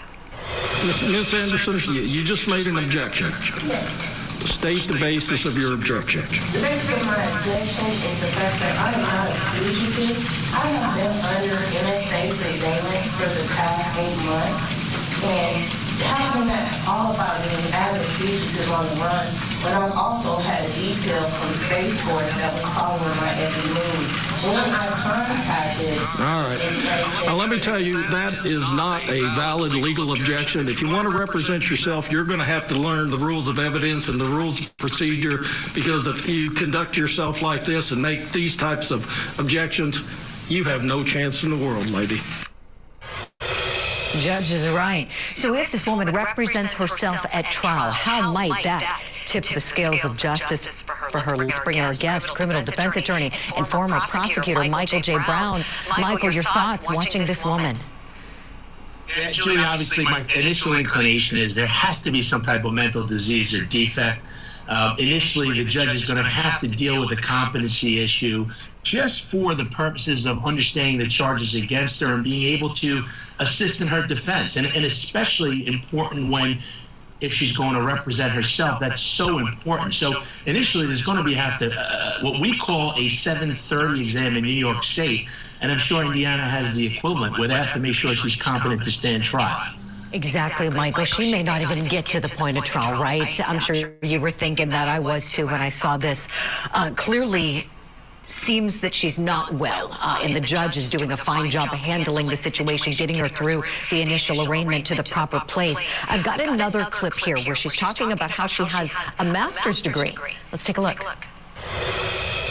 You are required to conduct yourself as a lawyer to be able to voir dire the potential jurors, to abide by the rules of evidence, to abide by the rules of procedure. I don't understand. I have a master's in history. That doesn't give you a law degree, though. But I do understand how to read procedures. All right. Just because you represent yourself doesn't ensure yourself of a good lawyer, you know. Michael J. Brown, what'd you think of that? So obviously here she's trying to say she's educated, she's intelligent, and she can represent herself. But one thing has nothing to do with the other. The worst thing you can do is represent yourself. I think they're going to need to determine if she's competent in a sense that she understands the nature of the charges and she can adequately assist in her defense. And at least from the viewing of this arraignment, it appears she talked about NASA spaceships and being a sovereign citizen. It's so complex. I think it's clear in its face that she's not competent at this point in time. But they'll have to undergo a psychiatric evaluation to determine that. Right, most definitely, Michael. Police said that the little boy, 5 years old, didn't have any signs of trauma on his body, but that the autopsy showed that the cause of death was an electrolyte imbalance, likely from dehydration. So your thoughts on a defense here? Does anything come to mind when you think of that and what may be the criminal defense at the trial? Right off the bat, I agree with you, Julie. You hit the nail on the head in the sense that off the bat, I thought about an extreme emotional disturbance in our state or even an insanity defense. And I'm sure Indiana has the equivalent.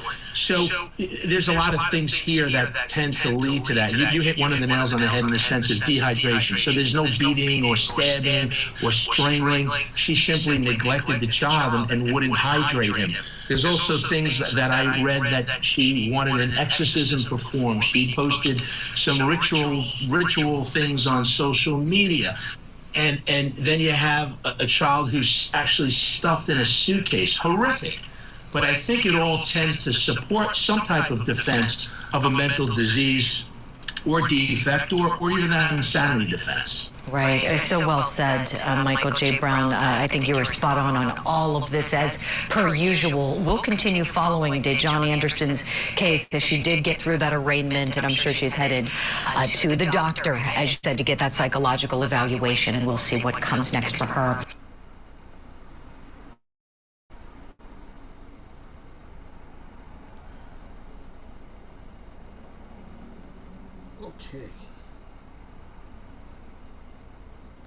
Okay. First of all, I'm thinking, oh, you're gonna defend yourself? You don't want an attorney? That's good on you. But just remember, he who represents himself in court has a fool for a client. That's the first thing I was thinking. Then when I heard her make the objection about NSA and Space Force following her, I'm thinking, what? The moment I thought about that I thought about it. I had to look this up. There was a lyric from Matchbox 20 from the song Unwell, and it goes, and I quote, "But I'm not crazy. I'm just a little unwell. I know right now you can't tell, but stay a while, and maybe then you'll see a different side of me. I'm not crazy, I'm just a little impaired. I know right now you don't care, but soon enough you're going to think of me and how I used to be me." I think that's what that's where this lady's mind is at the moment.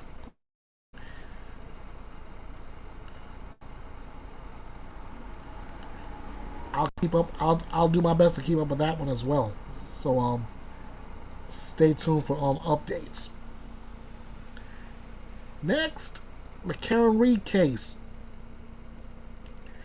Here's the latest development on that one. With just days to go until the scheduled start of Karen Reed's murder trial, the legal battle has spilled out of the courtroom and into the streets. Reed is charged with murder in the death of her boyfriend, police officer John O'Keefe, who was found dead in the snow outside of the home of a fellow officer in January 2022. Prosecutors have said Reed hit O'Keefe with her car and left him to die, while her attorneys have accused the Commonwealth of a sloppy investigation and a cover-up. The murder trial is scheduled to begin on April 16th.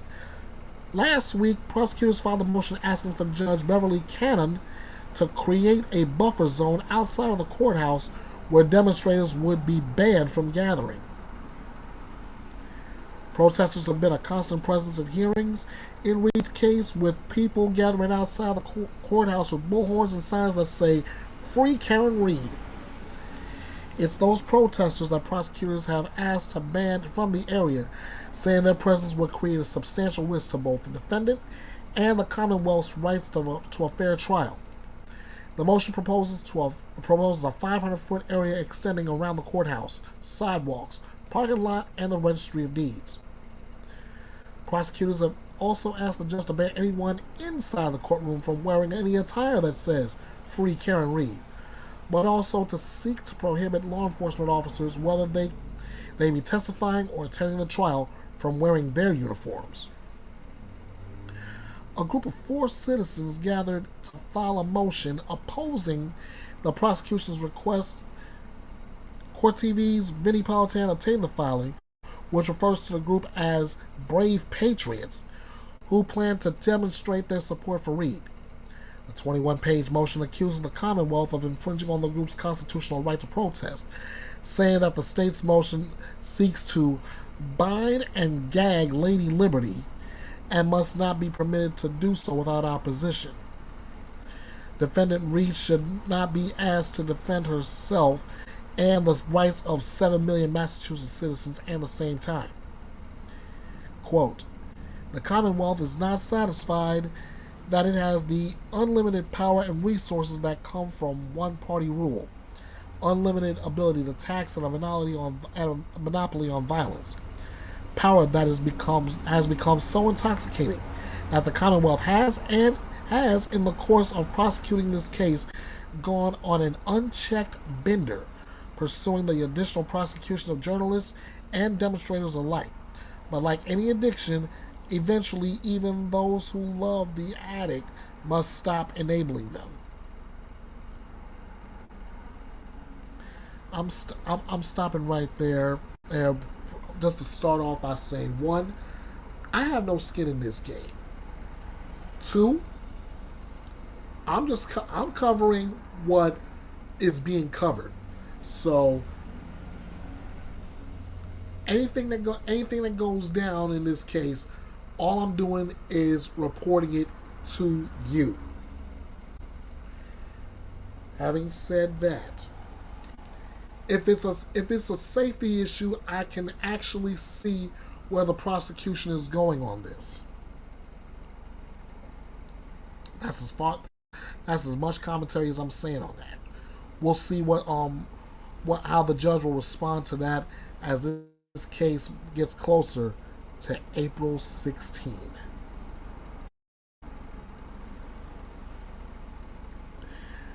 Moving onward.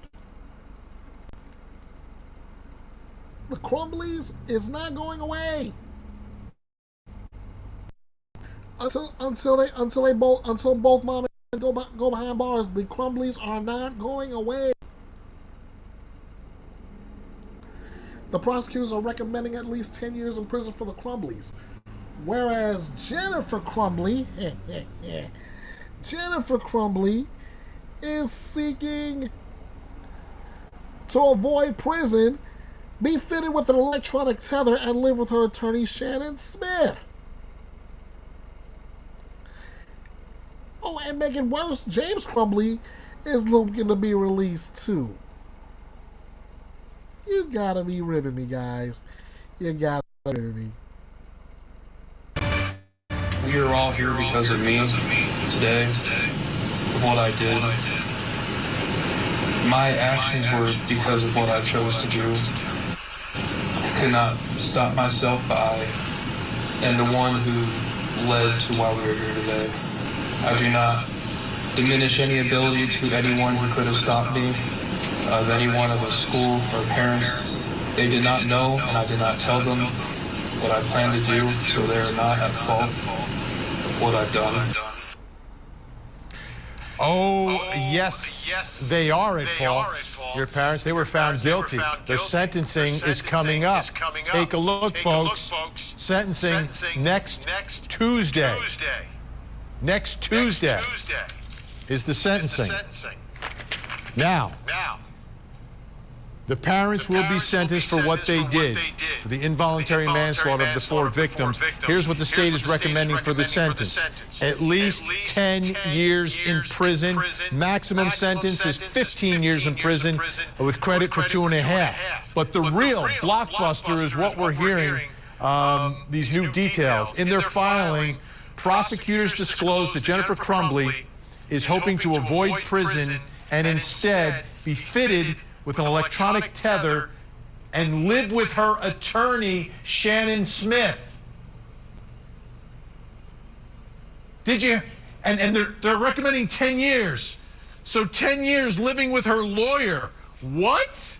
Let's bring in the think tank.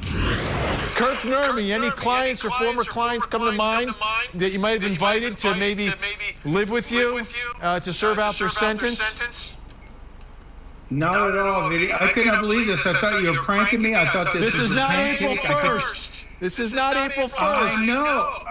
I could not believe that a defense attorney would come up to a judge with a straight face and put in pleadings the idea that they wanted their client to live in house arrest, electronic monitoring in their guest house. You could make an argument saying, okay, listen, probation is appropriate, maybe a short prison, maybe she's done enough time in incarceration, maybe probation's appropriate. But this idea of living in her guest house, to me, if I'm a judge, that's going to lose a lot of credibility with me. The attorney's argument is emotional. A lawyer is supposed to be surgical and logical with their representation of their client, and this is far from that. And certainly, I think it does their client a disservice because it's more likely, if I was a judge on the bench, more likely to lead to a term of imprisonment. Nima, we're short on time here, but how about the prosecutor say, yes, judge, make her live with her lawyer for 10 years? Yeah, I don't know if that's a bigger punishment for the Crumbleys or the lawyer. For the lawyer, for sure. In all seriousness, Minnie, I mean, obviously this is a terrible crime and really terrible parents. What they should have done is try to actually save their son from a life sentence and actually accept some responsibility for their role in all this. Instead, try to save themselves, lost badly at trial. I expect them to get slammed, but not have to do that time with their lawyer. Judge, 5 seconds. Would you even consider that? Oh, absolutely. As long as the lawyer agrees to go live at the state penitentiary with the client. Boom. You can absolutely live with your lawyer. Oh my God. I mean, who in their right mind would agree to that? KC Boston, how you doing, man? Good to have you here on a Friday. I mean, come on.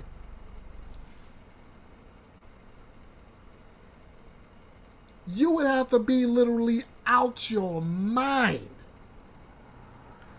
to want to serve out your sentence with your attorney, unless, like that judge said, unless it's in the state pen.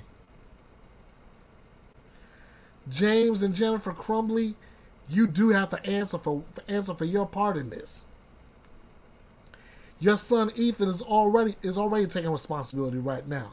He's doing life behind bars. And they're talking, the prosecutors is recommending just 10 years. You're lucky it's not 10 years per count.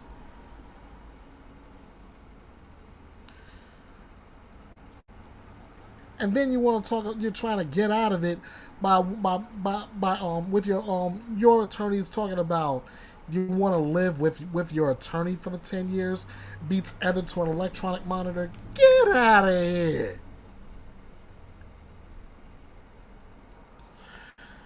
Moving onward. I mean, that is just as absolute nonsense.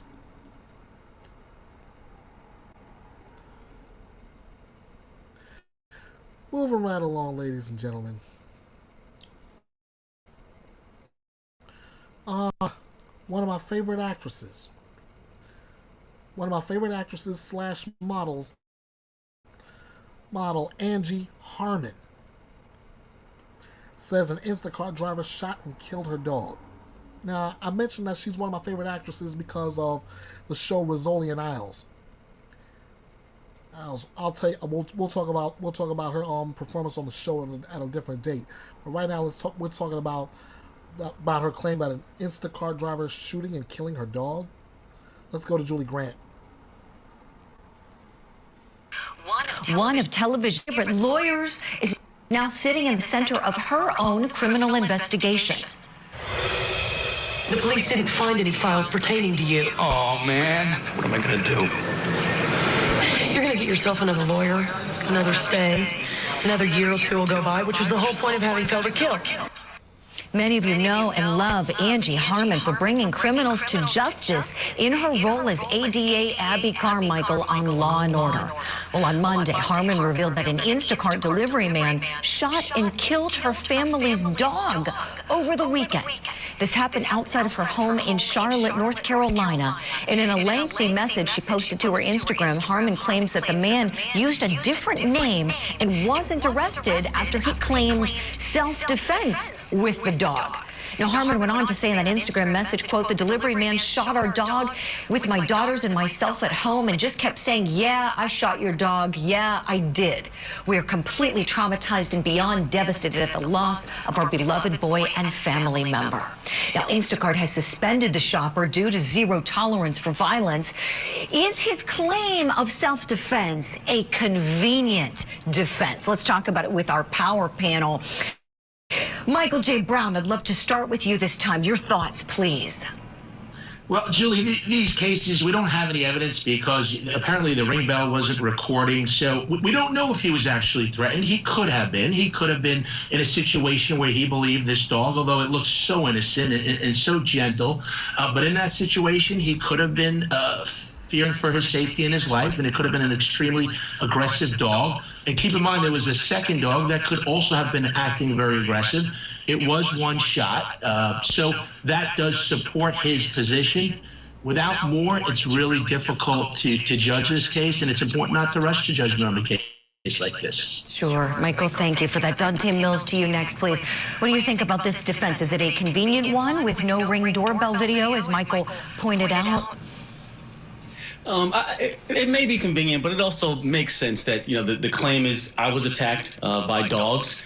We handle dog bite cases where people are hurt and extremely hurt by dog bites. And when you have those cases, what you look at is, did that dog have a propensity for violence? Is there any other reports of that dog attacking anyone else? I'm sure that's what investigators are going to be looking at here.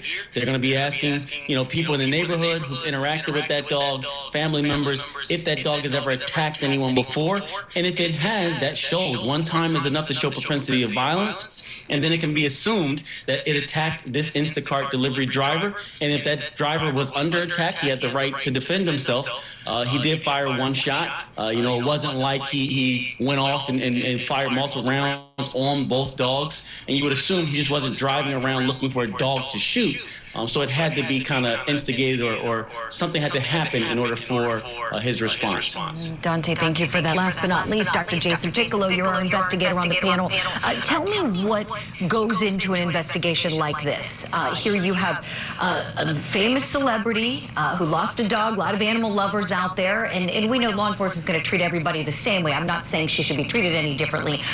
But there's a lot of people looking at this case, making sure the I's are dotted, T's are crossed. What are the steps investigators are going to take in assessing whether or not this was justifiable in shooting that dog?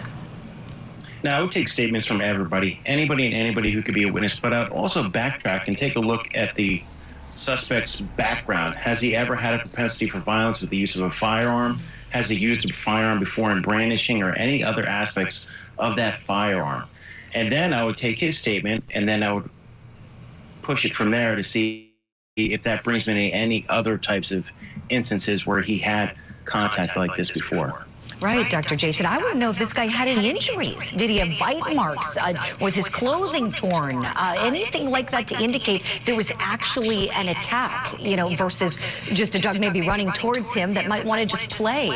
My heart breaks for Angie Harmon. I just have to say that I know many of you at home are animal lovers. Yours does too. We will watch this one closely, see if any criminal charges happen or any civil lawsuits filed. We'll leave that discussion for you wonderful attorneys another day. Got to say goodbye and thank you to Dante Mills for being with us this morning, and Dr. Jason Piccolo as well. Michael J. Brown's coming along with us for Tipping the Scales. And Julie's right as far as my love for animals is concerned. I mean, on sight, that is a cute little dog, and why anybody would want to harm it is beyond me. So if they do get the evidence they need to charge this clown, I hope they throw him behind bars just for animal cruelty alone.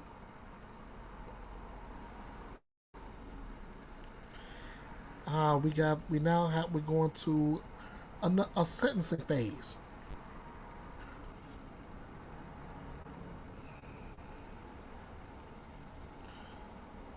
We're about to go to a sentencing phase in a trial of Nevada versus Thomas Randolph.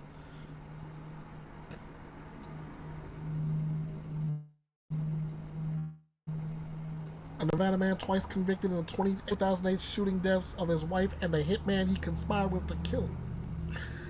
Hiller has been sentenced, and you are going to hear it first right here.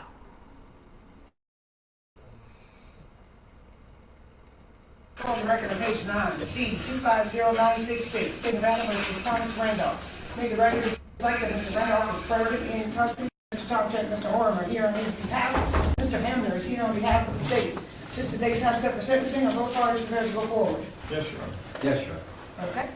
This was a verdict that was reached by a jury. In light of that, state, you have the right to argue. Thank you very much. And as I noted, Your Honor, Colleen was listed as a speaker. She wishes not to speak, but she is here today on Zoom listening in.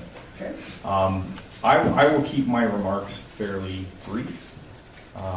As I thought about what I wanted to say today, I don't think there's anything that I can say that compares to the actions of Mr. Randolph in this case. I think his actions echo far louder than anything I could possibly say here today in court.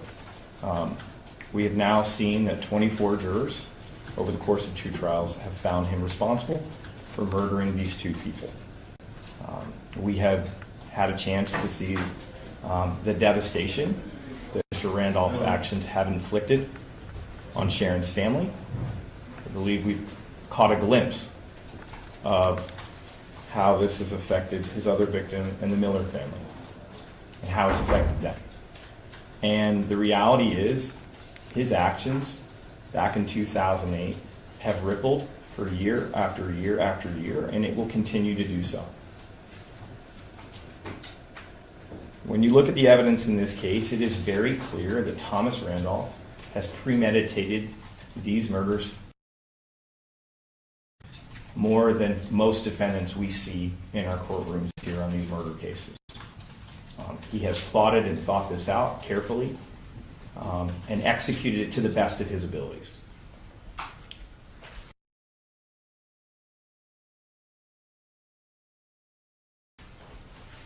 In this case, on the second trial, the state made a decision to withdraw the death penalty based on his age, but it is our position when you callously calculate and you take away the life of 2 people,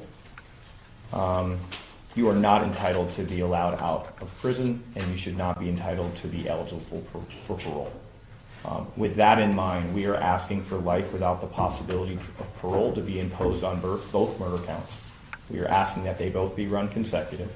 And as to count 1, we're asking for the maximum 4 to 10 year sentence, and that also to be run consecutive. Thank you. Okay. Ms. Randall, what, if anything, would you like to say before I pronounce sentence against you? I don't think I have anything to say. You told me my lawyers have to deal with it. No, I told you you couldn't argue a motion. This is the time for you to speak in regards to your sentencing. That's different. I think what I would like to do is talk about Sharon. We've never really talked about how wonderful she is. I don't know if that helps, doesn't help.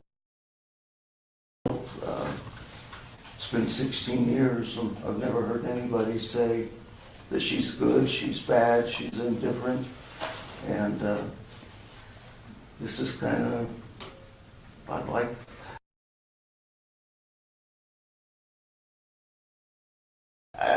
really, I want to accept some Jackie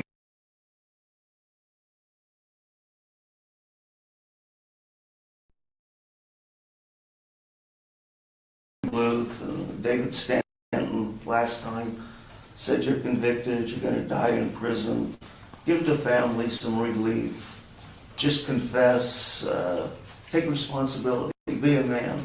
So today I think I do want to take some responsibility on this, in Sharon's death. So that's kind of where I'm going. If you want to hear, then I'd love to say it and talk about Sharon, how wonderful she was. Sharon she went to Woodstock how much better can it be? She went to Woodstock. She's 5 years older than me. Between the two of us, we know every song, every word of every rock and roll song in the world. She's the best cook. She makes fresh baked stuff.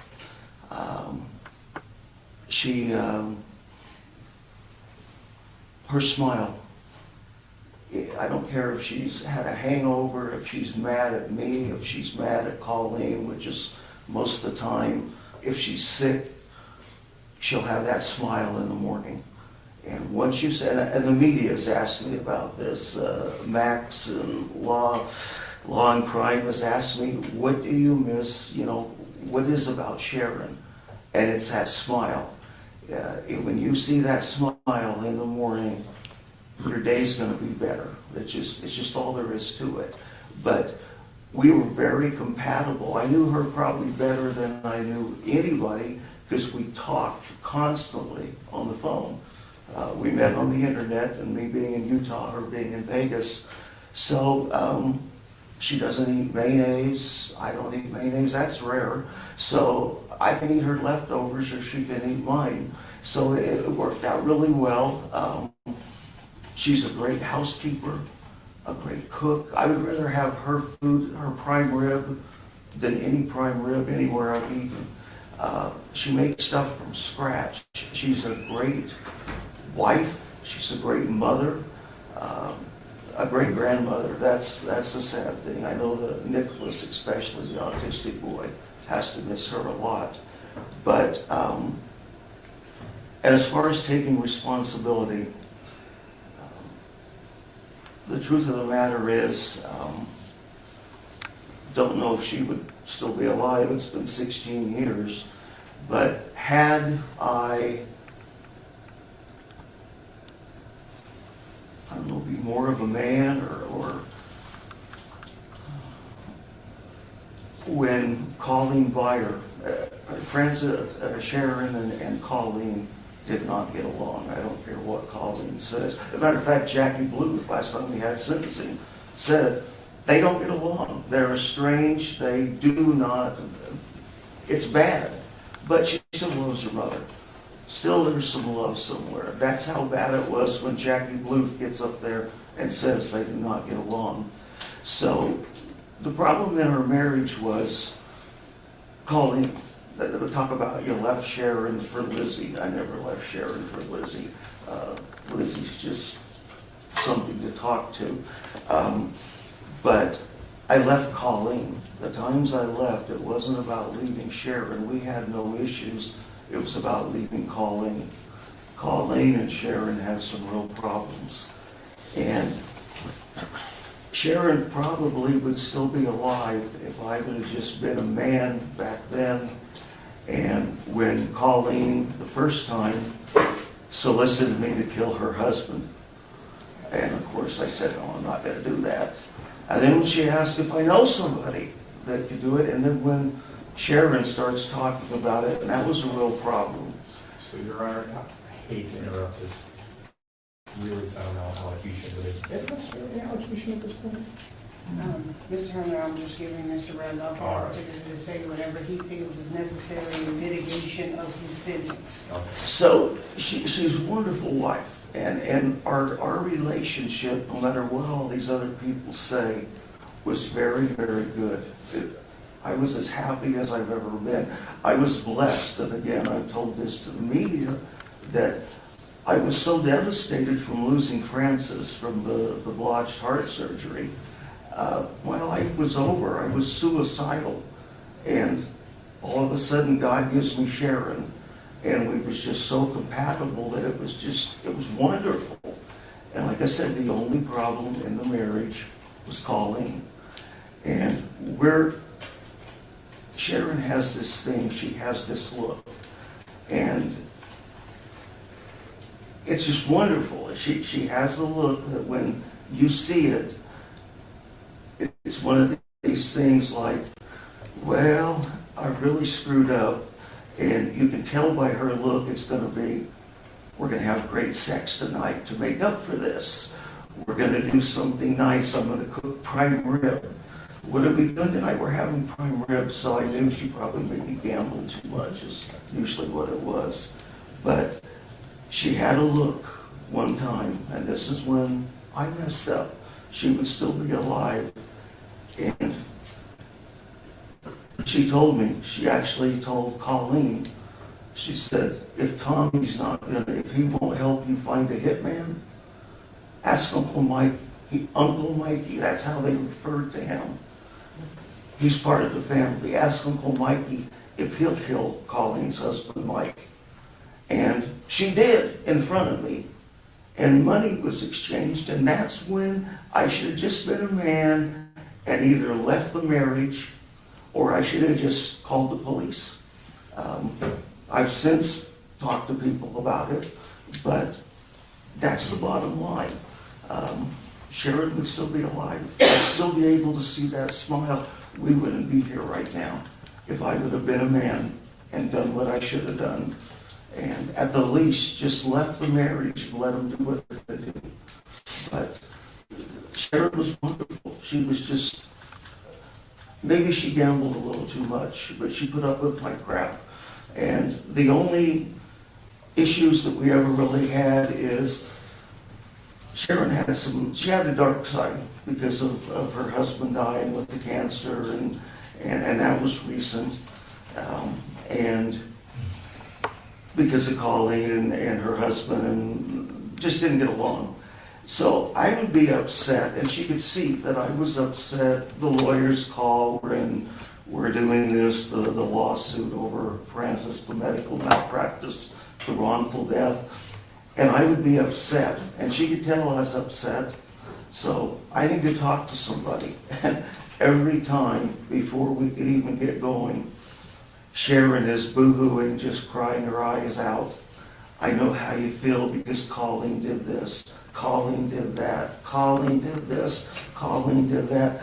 And pretty quick, we're not talking about how heartbroken I am because these lawyers are saying, well, you want more money, you want less money over Frances. And I can't talk about how heartbroken I am over Frances with my wife because she gets so upset about how Colleen screwed her over. And that's where Lizzie came into it.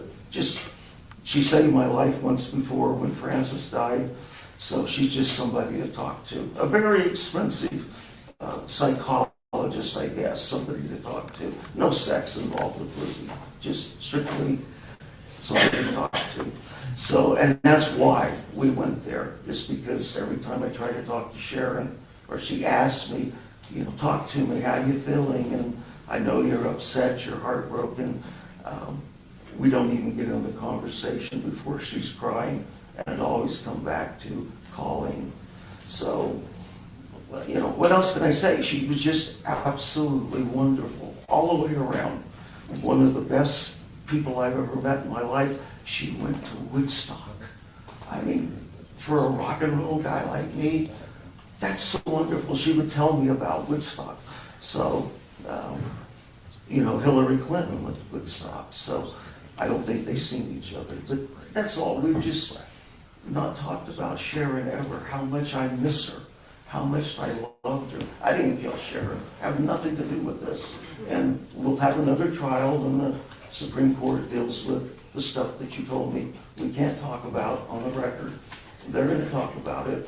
We'll come back, and then we can talk about how wonderful Sharon is in court with new lawyers. So that's all. I just wanted everybody to know how wonderful Sharon is, how much I miss her, how much I love her. And I didn't kill Sharon. I don't care what anybody else says. We'll deal with it at some point soon. And I want to thank the state for taking the death penalty off, because we can fast track it. I won't have to. I probably won't die in prison this time because of my age. This time you're still here today. Well, I'm talking because I won't be going for 3.5 years. Took 3.5 years last time. I don't think I have 3.5 years left. I'm starting to get dementia. So something's wrong with me. I'm sick, but we'll probably get a little better care in prison. But my point is, we can be back in this court in a year. Well, I don't know if we'll be in this court. We'll be back in somebody's court within a year instead of 4. So I thank them for that, taking the death penalty off. So that's pretty much it. I just, you know, I could talk all day about the pre-sentence report, but I think that's what the lawyers are supposed to do, I believe. So that was all. Just wanted to tell everybody once and for all, I love Sharon. I didn't kill Sharon. She's just wonderful. I miss her. And I know Nicholas has to miss her, the autistic boy. So that's it. Okay. Mr. Tomchak, Mr. Orm, anything you guys would like to add? Yes, Judge. I always feel it's a little bit cumulative and almost a little bit silly to try to talk about the facts of the case where you presided over the trial. You heard the evidence, you heard the testimony, you saw the exhibits, and you were here when Just 1 second, Mr. Randolph said you can't hear it. They're The working. headphones not working? No, they're working. He just needs to Mr. talk. Tomchak, can you, I think your briefcase is in front of the mic. That's the problem, probably. All right. You can go ahead. Can you hear me now? Yes. Excellent. Oh, that's a commercial. That's why I said it. So, knowing you, I know you pay attention during trial, and I know you heard the facts. I know there was a lot of briefing in this case, and there's probably nothing I can tell you factually about the case. I have a profound respect for the court and for the jury system, and the jury returned a verdict in this case.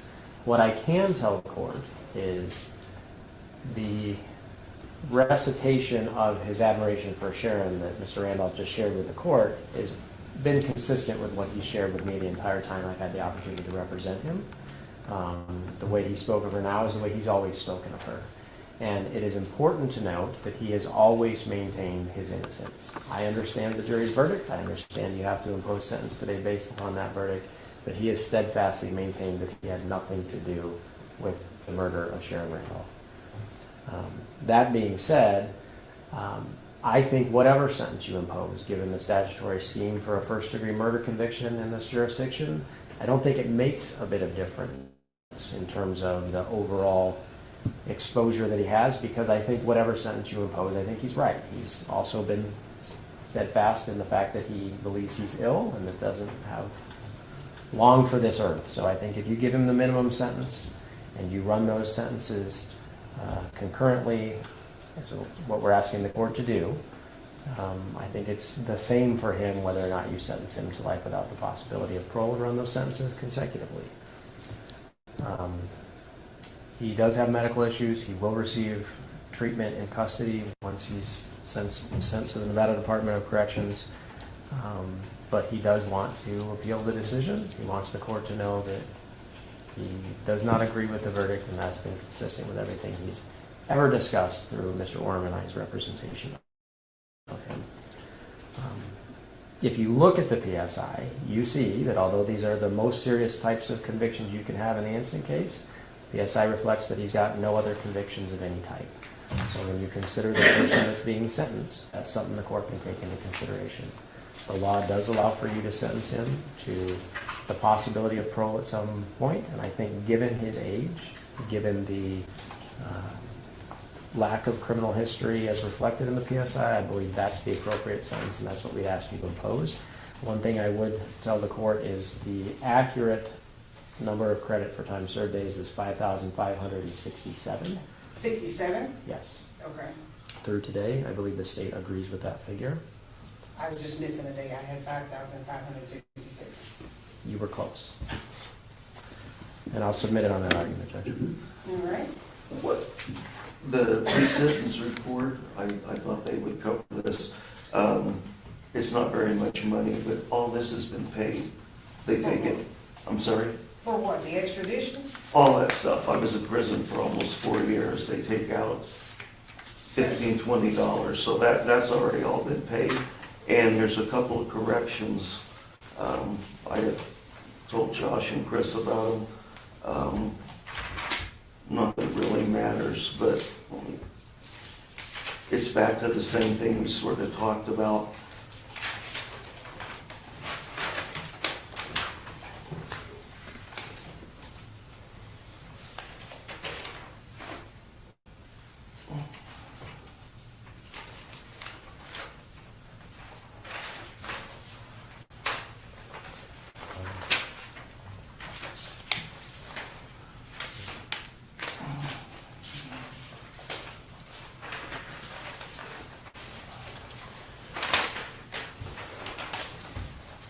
Honest, I know it's on one of these pages, and I did mark it. All right, here. Page 5. The last paragraph, we've talked about this in court. We talked about it in 2017, and they admonished Dino Kelly then. We talked about it in 2023, or actually I talked to Chris and Josh about it, and then I talked to you about it at sentencing. There is no $22,609 life insurance on Sharon through her work. That's just absolutely total ridiculous, and he knows this because he's, like I said, they admonished him in 2017. The insurance was on Francis, just like I told you, trying to fire the attorneys. So it wasn't nothing to do with Sharon. It was paid out in 2004, and it was paid out to my father. He's the money went into an account for my stepdaughter for her college and stuff. So that Boston Insurance is not me. Has nothing to do with Sharon. And then the next, on the same paragraph, there was $10,000 that was paid to me already. That's not correct either. That insurance, or that $10,000 is actually, and I think I brought this up trying to fire the attorneys, is actually, my mother is the beneficiary. And that again was on Francis. And then when Francis died and I married Sharon, it's a family plan. She became eligible. She signed the change of beneficiary form, as did I. My mother's the beneficiary of that. But Colleen wants every penny of it, so she filed a lawsuit to get that money also. So there's a third lawsuit.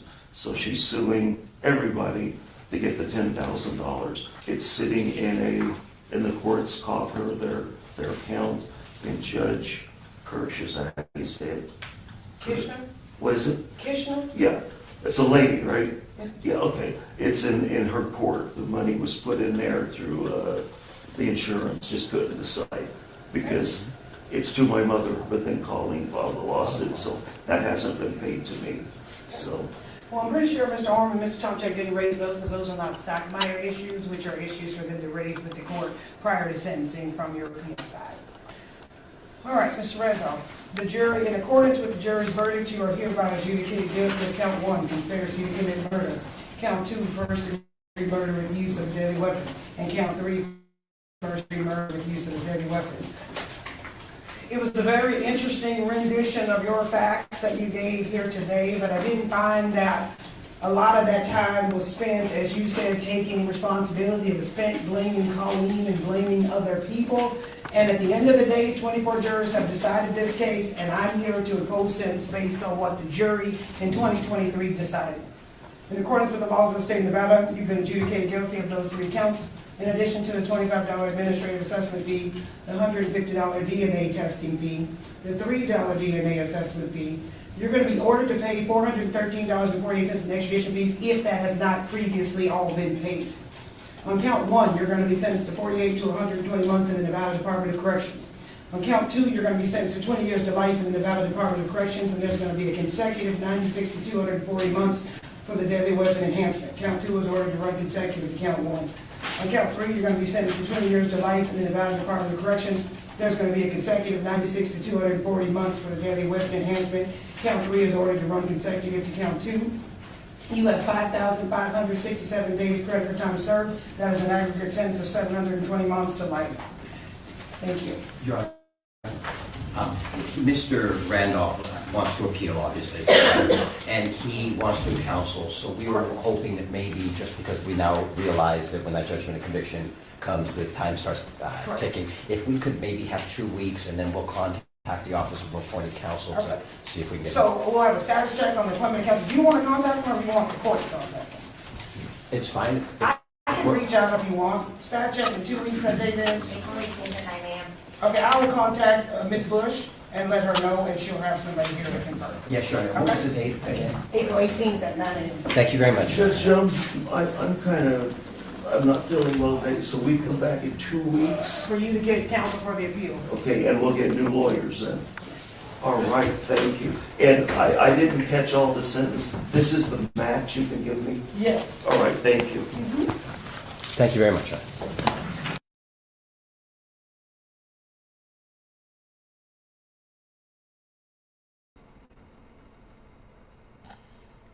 And there you have it, folks. Thomas Randolph. For conspiracy to commit murder, he will be serving a sentence of 4 to 10 years. For murder, 20 years to life in prison with consecutive 96 to 240 months for a deadly weapon enhancement. And for count 3, murder, 20 years to life in prison with consecutive 96 to 240 months for deadly weapon enhancement. That's a total of 60 years to life. And as I always say, when a sentence goes down like this, that is justice served.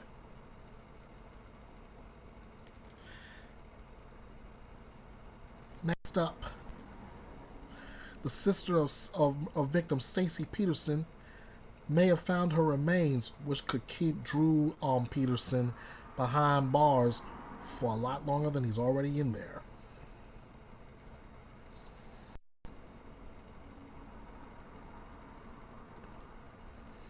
Let's go to Vinnie Politan with this one.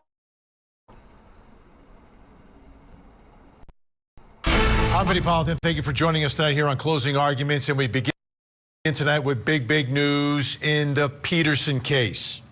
Now, I say that, you might not know which case, right? Because we've covered a bunch of them through the years. Scott Peterson, number one.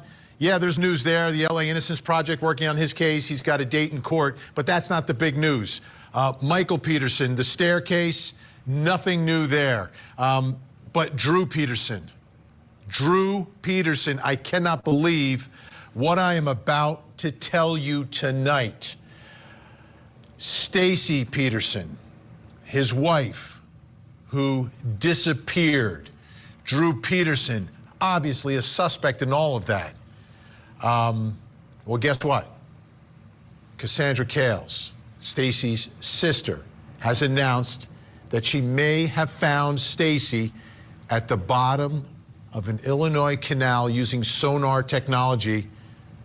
Video of the discovery was posted to a Facebook page dedicated to the search for Stacy. Let's take a look at this. Now, I am not an expert in this, obviously, but I want to draw your attention to the bottom middle of the screen, okay? That's the significant part here, the bottom middle of this screen. Now, Cassandra is currently raising money to retrieve Stacy's potential remains from the canal in a GoFundMe page. She posted that an image that compares what she saw to the model skulls that are used for medical training, and kind of did an overlap here so you can get some perspective of what exactly we are looking at. That's what I see.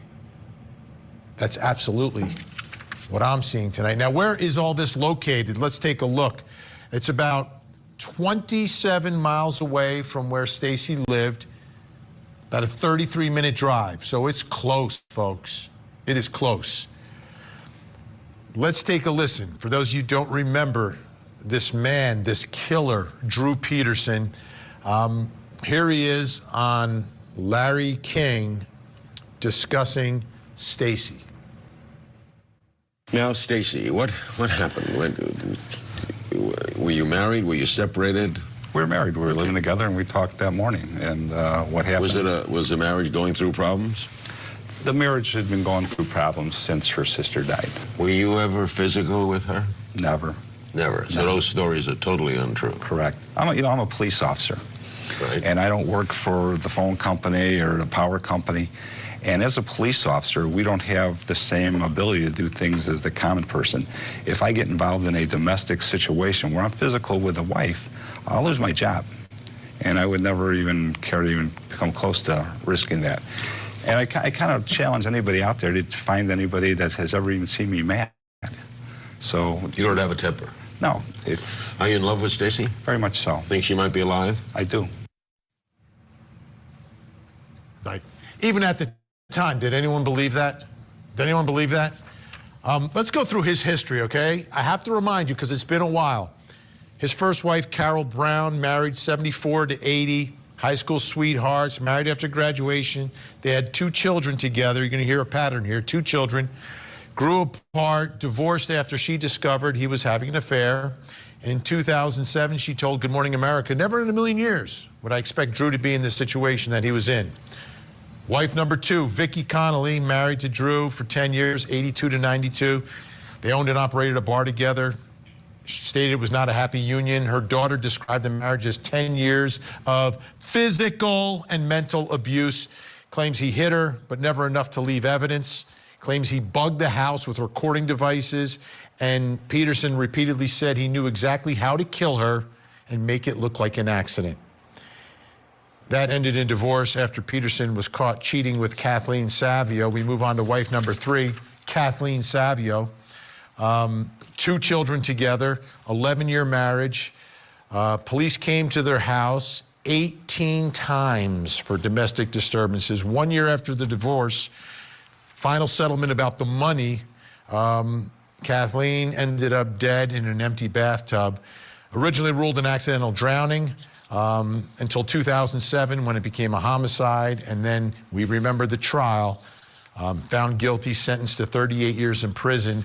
Then his 4th wife, Stacy, married to Drew 2003, 2007, was 19 when she married Drew. They had 2 children together.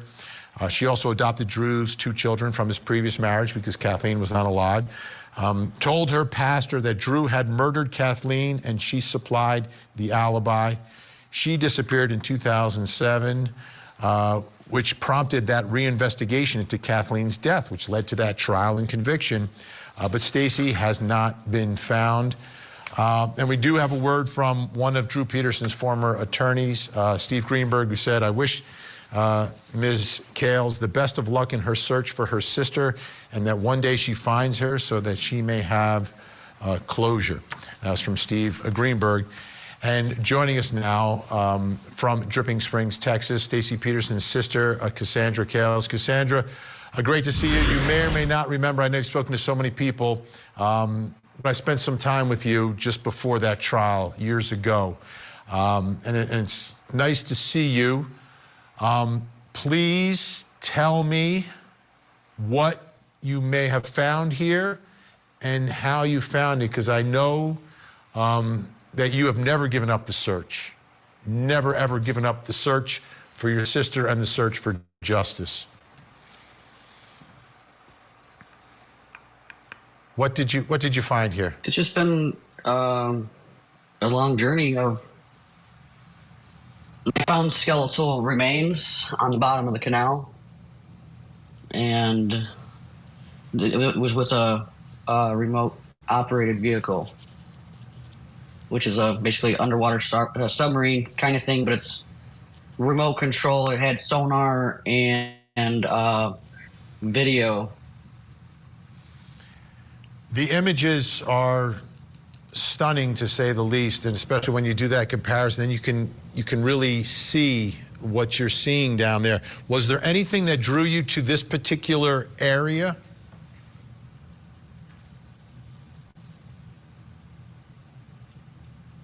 I've been following a female body since 2007 down the canal. I had it in 2007, 19 days after Stacy disappeared. It was there for 3 days. Law enforcement did nothing. I was threatened to be arrested if I acted on it. Then it disappeared. Then the spring of 2008, I found the body again with a lot of decomposition and the feet missing, and almost there was still some flesh. There was still flesh, and then state police again did nothing. I fought them for a year. They just went out there and did a blind dive. Then the technology keeps getting better and better, so I brought in some equipment from Alaska, the ROV with the Aris 3000 Explorer sonar on it, and high-definition cameras. So where exactly are you now? So you locate this. What needs to happen next to be able to figure out and potentially confirm that that's your sister?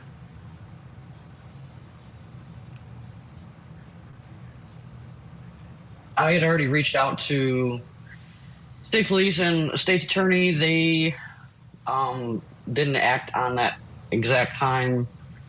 It took them 3 months to actually go back and look. They didn't ask for my assistance. They didn't ask for anything. I was obviously on site, but they just acted there, and I was basically a criminal probably. But they said it was a rock, but they didn't. Obviously, it was resilted over because the landing of the ROV washed all the silt, and that's how we could see the remains. So they went there, they said it's a rock, and they So if you just did dive nothing. and float over it, you're not going to see anything. So basically, they took no action. So basically, yes. And how? they said the area is clear. Okay.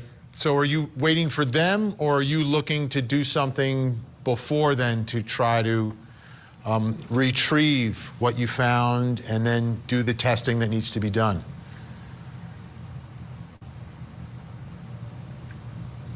I'm ready to go. I just got to find the right people, the right people, the right resources, and the equipment. So to get that back. How are you feeling? Like, this has been, you've been relentless in this, and I know you love your sister so much. How has this, is this giving you hope to get an answer and then the next step, get justice?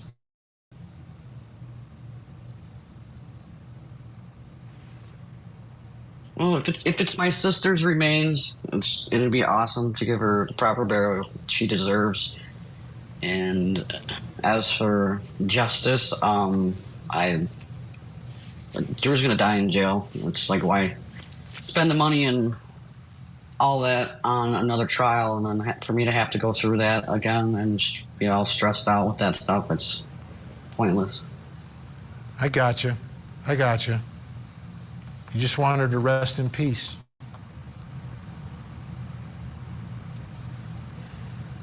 That's right. And she will soon. And is there anything folks at home can do to help? You have a GoFundMe?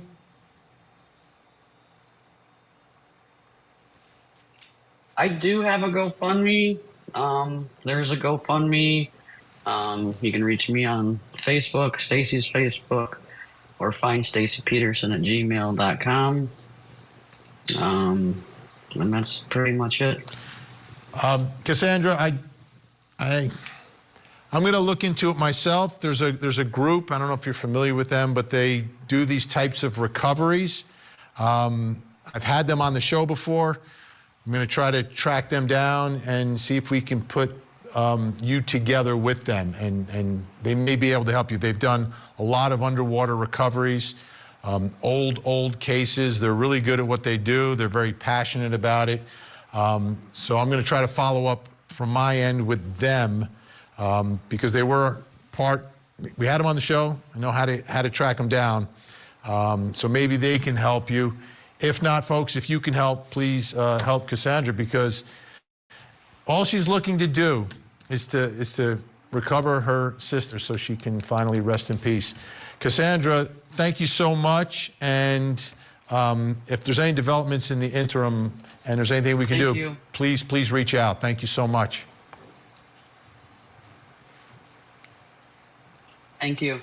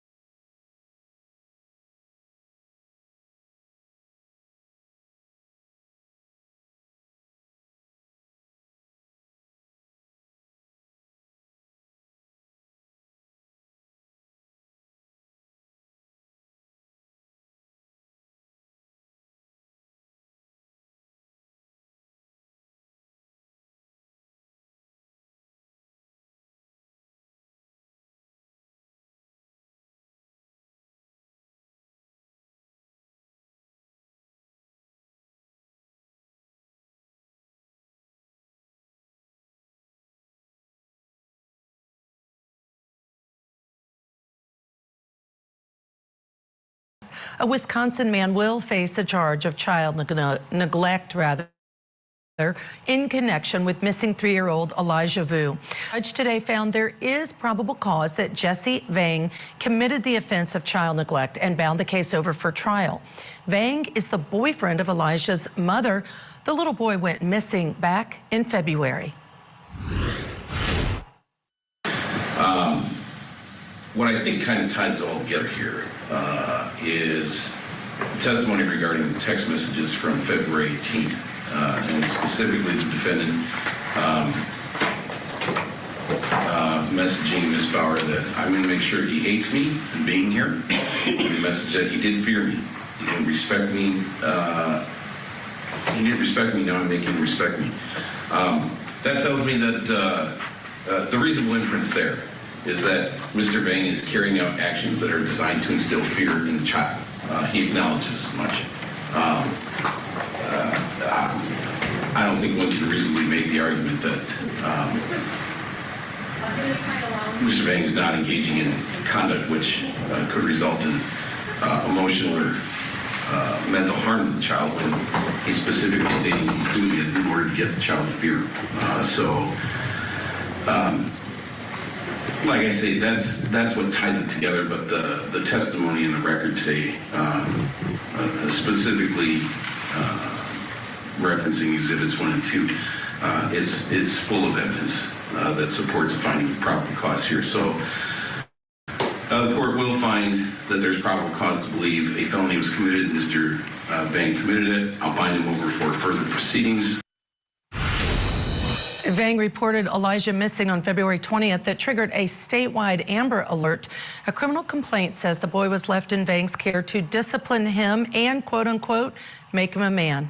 The mother has pleaded not guilty to charges in connection to the toddler's disappearance. Vang is due back in court April 16th to enter a plea.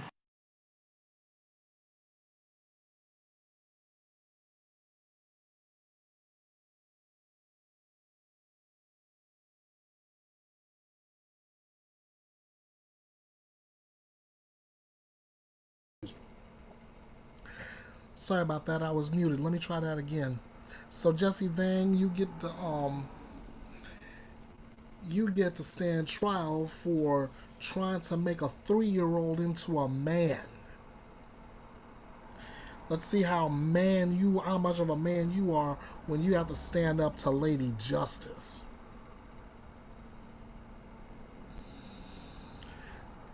Let's see what we got, what I got left. Oh, my goodness. Brian Koberger. Of course I have a Brian Koberger update. I wouldn't be Bethea'S Byte Reloaded without one, right? His team was back in court after a survey draws a complaint from the prosecution. We're going to go back to the Honorable Ashley Wilcott along with Michael Ayala for this update. Welcome back to Court TV Live. I'm Ashley Wilcott. And I'm Michael Ayala. We want to turn now to the Idaho student murders case going on in Idaho. Brian Koberger is accused of killing 4 University of Idaho students in November of 2022. Right now, a hearing is underway as the defense argues that they should be allowed to survey the potential jury pool in support of their motion for a change of venue. The state, of course, says, no, that would poison the prospective jury pool. They should not be allowed to do that. Let's get you into court. Now, I recognize that the defense says, well, all of this information is out there in the public media somewhere. But that misses the point. That's assuming that every person in Lake Charles County who's called has followed all of this nonsense in social media, has followed extensive coverage. There are people who consciously avoid reading coverage or listening to coverage about this case because they don't want to. That's the fallacy of the position the defense is taking here. So what the agents of the defense have done is they've gone out and interrogated 400 citizens of Lake Charles County and embedded in them facts specific to this case, some of which are not even true, some of which would not be admissible in court. And those people, whether they had heard that information before or not, are now saturated with that information. That is exactly what the non-dissemination order was intended to prohibit. That is reckless conduct, and it's outrageous. They can ask a survey, and they can ask people, what do you know about the Brian Koberger case? What have you heard about the Brian Koberger case? What do you think about the Brian Koberger case? Do you have an opinion as to whether he's guilty or not guilty? Why do you think that? They can ask all those questions, legitimate survey questions if you want to do a legitimate survey of public sentiment. But these questions go far beyond that. And I recognize that, that it is represented that the survey questioning here in Lake Charles County with those 400 residents has been completed, but they're already saying they want to take these questions out to other possible veneers. Doing the same thing in other potential jury pools that they're doing with our own. That is far beyond acceptable. These are questions that, quite frankly, might not be able to ask in voir dire, much less into an uncontrolled, unsupervised environment without any bounds, and just recklessly feeding this information, which is sensitive. And it's particularly sensitive when it comes to information that the state does not believe is true, or the state does not believe would be admissible or would be offered at trial.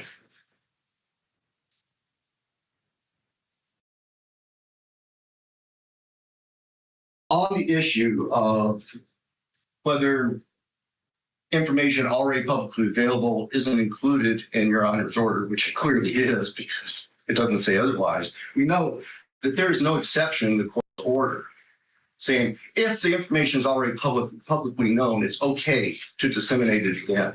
And indeed, that would be reckless for the very reasons that I just articulated, Judge. We would then be feeding information that is potentially prejudicial or that could affect the open-mindedness of prospective jurors to people who may not have heard it before. That's completely reckless. And so, Your Honor, based on that, we think this needs to come to a stop. We think if the defense wants to continue doing survey work, which they are welcome to do, given what we've seen here, that the questions need to be approved by the court before they go out. And the question certainly should not include the types of questions, fact-specific questions that have been delivered to 400 citizens of Bethe'a County. That's where we're standing right now, Judge. Thank you. Thank you. So then how can you compare unless you use the same questions? That's the problem. I mean, the damage has been done. Well, that's one argument to make, but we don't want to perpetuate the damage that was done. And if they want to do a comparison, then they could have another survey in Bethe'a County and do a responsible survey questionnaire instead of one tainting this people. And frankly, they should ensure that they don't go to the same phone numbers that they preloaded with this other factual information when they make their legitimate survey inquiries. The defense's people brought this on themselves. It's not the state's fault. Nobody had control over this other than the folks working for the defense. They made their bed. They had to live with it. I mean, frankly, if we were in the commercial context, we would say, not only will you do this over and do it correctly, but we will not pay you for the work you did that was so outrageously wrong. That's not the context right here. I don't care about that. What I care about is making sure that more people aren't tainted. And I would suspect, Judge, as we move forward in this case, that the state will be asking the defense, and if they aren't willing to provide it, asking the court to order the defense to provide the identity of every person that was contacted in those surveys. So when we get to voir dire, we can identify people who have been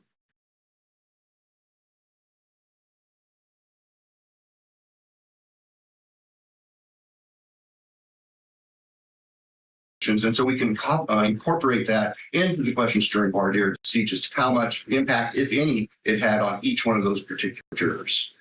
I don't know how else to deal with this. I realize disqualified 40 people. Well, we could 400.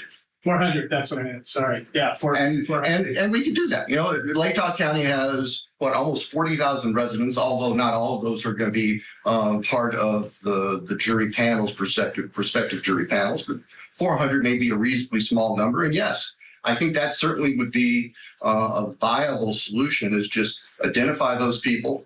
We can certainly identify them by telephone number it was called, and just not include them on the list. Since you're standing up, do you want to talk about due process? Actually, Mr. Nye is the one prepared to talk about due process, and that's why he's on. He's available by Zoom. If you'd like to have that now, that would be good.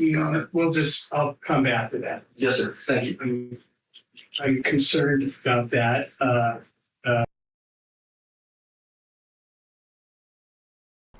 So basically, the argument in this hearing is whether the defense can survey the jury pool as to whether they can move the trial to somewhere else, and the prosecution is saying, "Nah, that's not fair, that's not right." And let's see, according to the article, Kohlberger's legal team argues a hired consultant discovered it would be impossible to find an unbiased jury after surveying 400 residents. Kohlberger's lawyers would like to conduct at least one additional survey in Ada County. Kohlberger's attorney Ann Taylor cited a larger potential jury pool, good security, and proximity to the Boise airport as possible advantages to holding the trial in Ada County. Taylor also mentioned Monteville and Bannock counties as possible locations to hold the trial. We will see what the Honorable John Judge has to say about that, and when I get that information, you can best believe I'll be here with it. We have yet another sentencing. This just happened today.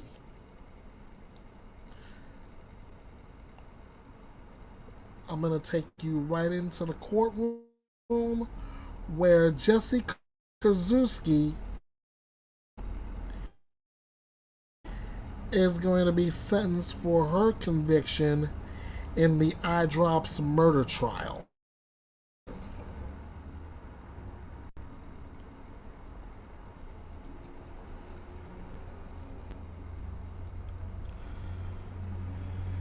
Names for the record.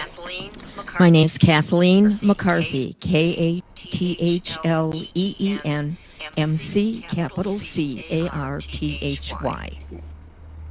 First and foremost, because there were three jury verdicts in this case. Three guilty verdicts. One for intentional homicide and two for theft. And that, of course, was the culmination of a case that was initially filed in June of 2021. Of course, not the start of the investigation, not the start of legal problems for the defendant. I'm well aware that ultimately in 2019 you were revoked in part due to allegations related to these charges. And it was basically upon your discharge the day before that this case was filed. Now, from my perspective, not only was this a very unusual case due to the allegation of a poisoning by an over-the-counter substance found in Visine, it was unusual because of the amount of time that was put into the investigation. I don't think anyone watching this trial, sitting in this courtroom, or even watching, summaries of it, was surprised that in October of 2018, the death investigation, which was very normal, anytime someone was found deceased outside of a hospital setting, required a death investigation. I don't think anyone was surprised that initially people on scene thought it was a suicide. That's the call that came in. That's how really the scene looked. I think it was Detective Loberg who said there were no signs of forced entry. He looked outside, he looked inside. There wasn't anything to suggest any type of external trauma. He'd been on overdose cases in the past. There weren't any syringes found or anything like that, but there were the crushed pills and some other things. And I think that scene was made to look a certain way for a reason. On the one hand, the defendant wants us to believe that this is all a big mistake, that this was a suicide. And of course, the state presented a case to a jury with a lot of evidence, and a jury found that it was not a suicide. And I'll be more specific. They were not asked to determine whether it was suicide. They were asked to determine whether it was a homicide. And of course, if a jury believed it were a suicide, they would have found you not guilty. That would have been their reasonable doubt. But that's not what they did. But that investigation, like any investigation into a death, doesn't happen overnight. Doesn't happen in a vacuum. Samples are taken from the body, and those samples are ultimately tested. What I think is really interesting for me is that somewhere along the way, a very astute scientist thought it was important enough to ask NMS Labs, and it's, I'm sure, one of their scientists, to include in their expanded panel tetrahydrozoline, an over-the-counter, well, a drug found in over-the-counter medication. I don't want to say it was a trend, but I know when listening to the testimony of Dr. Kacinko, she said one of her responsibilities was to look for trends in drugs. And even when we listened and heard Dr. B testify, she talked about how while this may have been the first poisoning she had seen through tetrahydrozoline, it was not the first time she was faced with looking at something novel or new. That's part of her job. I mean, scientists do this all the time. They take known information, known data, known research, and when faced with something not seen before, they render opinions. They extrapolate. That's how medicine grows. And advances are made, whether it be by pathologists, who are medical examiners, or cancer researcher. And if you kind of flip it around and think about cancer research, we would praise someone for that type of work. And so unbeknownst to everyone in this courtroom, in 2018, tetrahydrozoline was not something we expected. Really challenging and difficult to believe that your own child is capable of a homicide. Put this case forward. We had certainly a jury pool who are silent other than the written verdicts that they signed, and I hope in some respects I've given voice and recognition of the guilty verdicts that they pronounced in this case.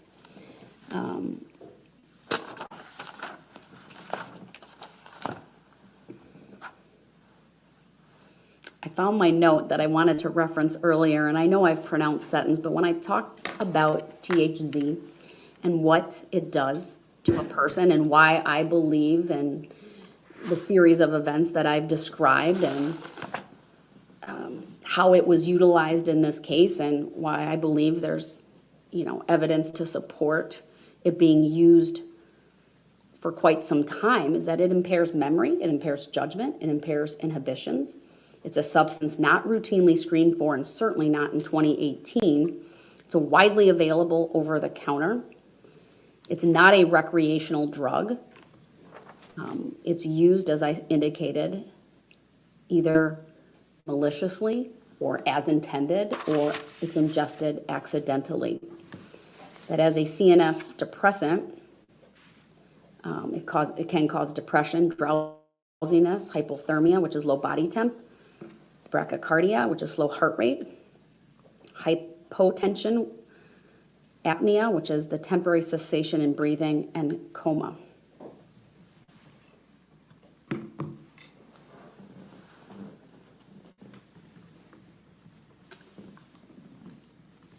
I didn't say this previously, but I had written a note to myself. I think it was referenced either by the state or by perhaps one of the individuals who made a statement, but I think it was Attorney Sitzberger. Lynn Herndon was left to die on her own.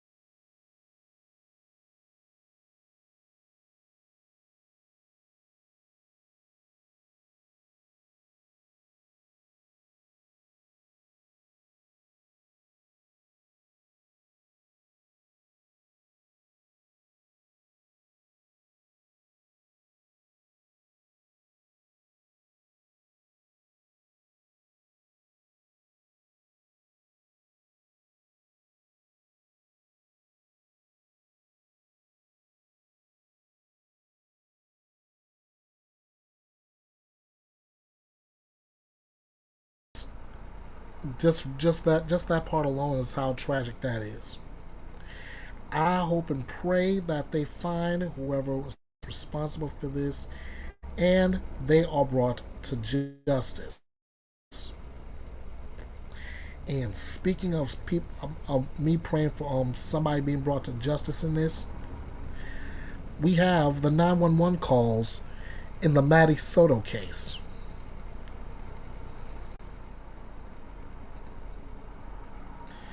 And they said that her murder was in relation to an acts of domestic violence. So what I'm going to do, I'm gonna play just the 911 calls first, and I'll drop my commentary later.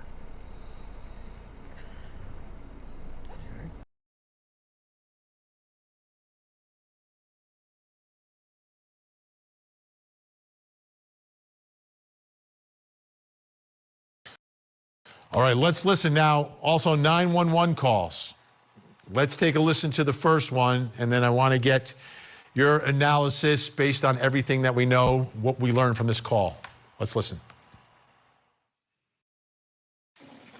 911, what's the location of your emergency? And do you need police, fire, or medical?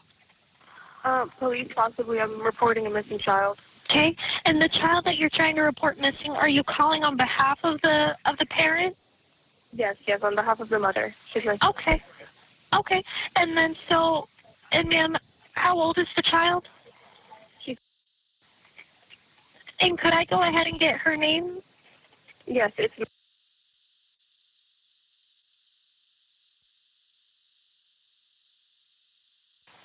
And is she white, black, or Hispanic? She's white. Okay, Blonde, dirty blonde hair, blue eyes. Okay, hold on with me here. And then, what color shirt and pants was she last seen wearing? Hold on, let me ask. Then, what color shirt and, what was she last wearing? Hold on, we're finding out. Okay, and then how long has it been, though, since you guys have last seen her? Since this morning. She was dropped off at school this morning, and apparently she never showed up. We called everyone we knew. No one's seen her. Okay.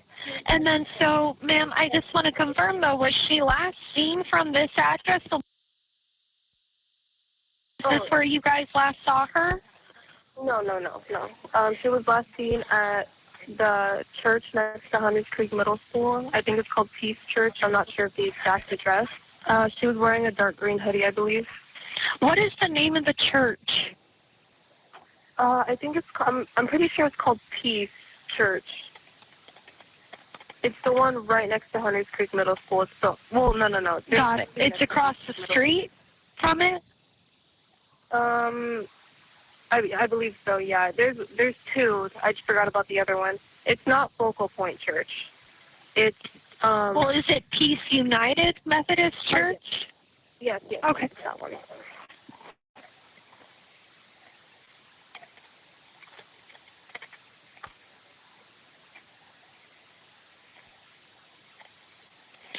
Okay, is she diagnosed with any medical or mental conditions at all? I know she takes medication for ADHD. Okay, Shannon, I'll start with you. What are you hearing in this call? What strikes your interest? What do you think is significant here?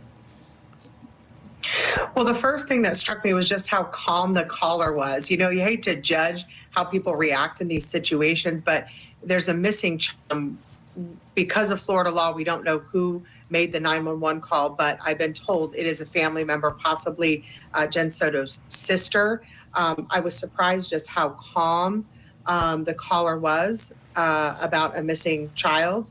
That was first. Second, you can hear the same story, right? Stephen Stern's same story, that he dropped her off at that church. That was the last time she had been seen. So the story obviously was relayed to the family members, the same story that he relayed to us in that interview. How about this? One thing that I want to get both of your reactions to this. The operator says, well, what's she wearing?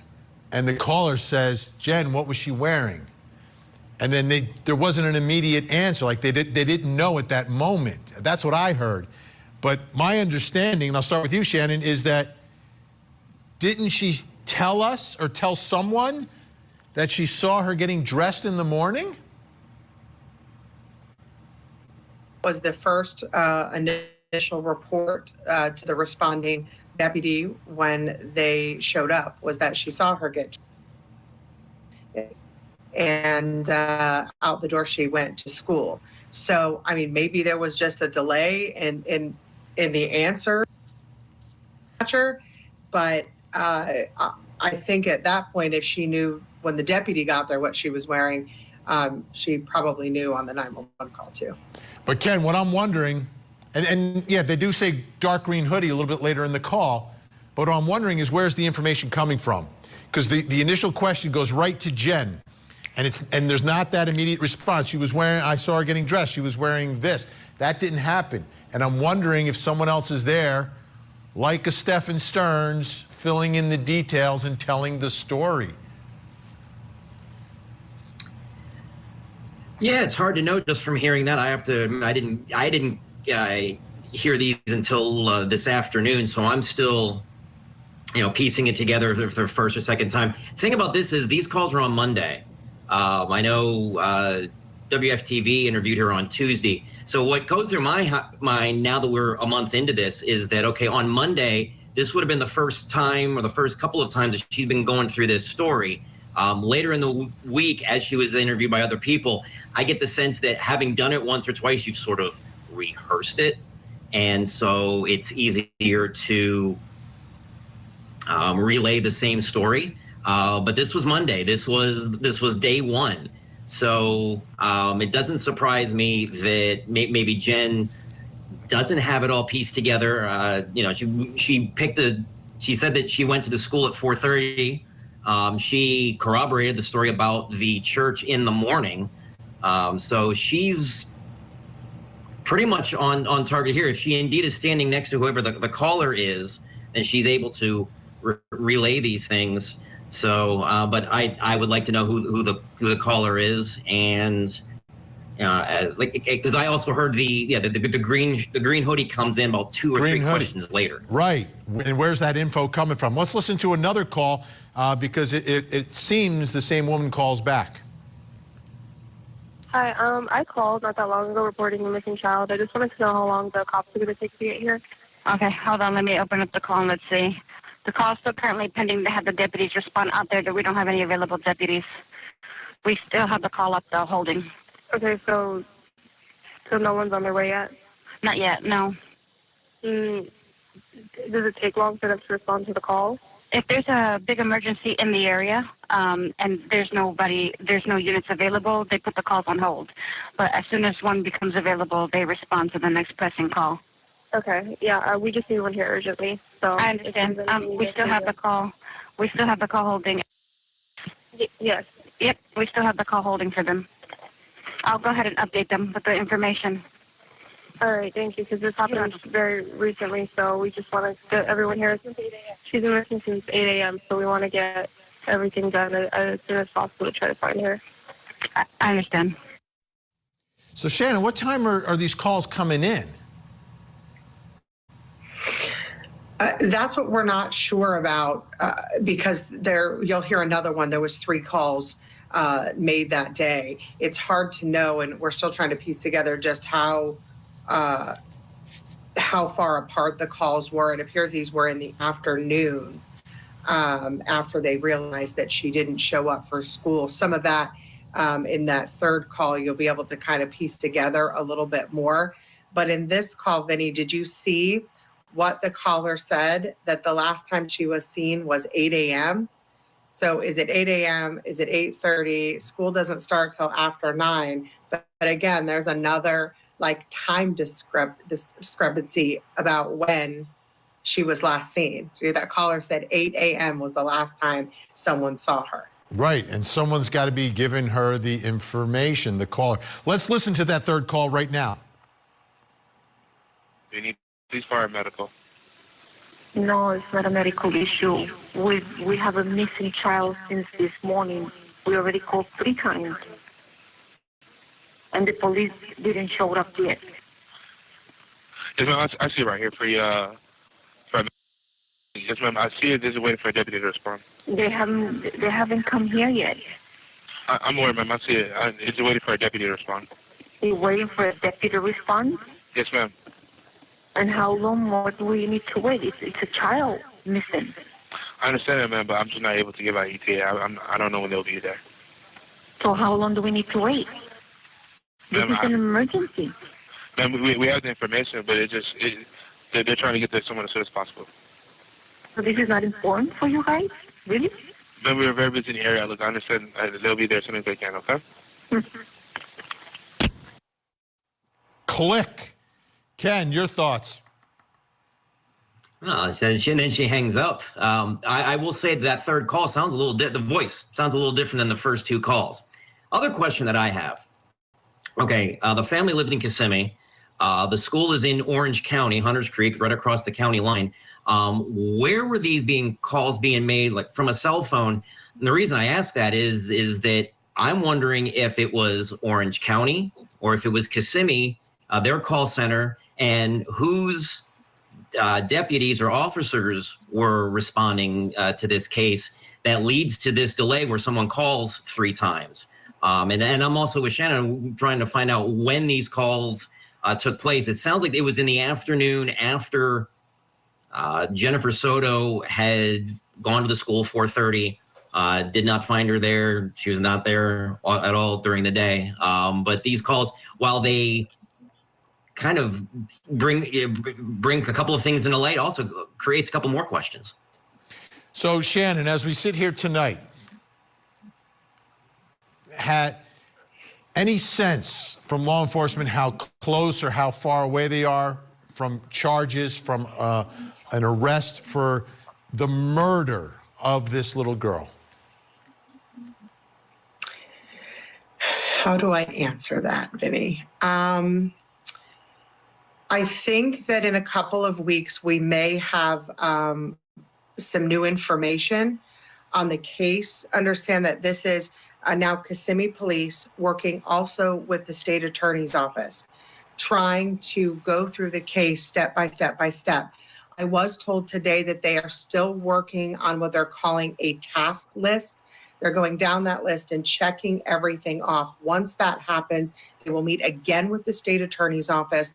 The state attorney then will advise them on, charges, if they have enough for more charges and who's going to be charged.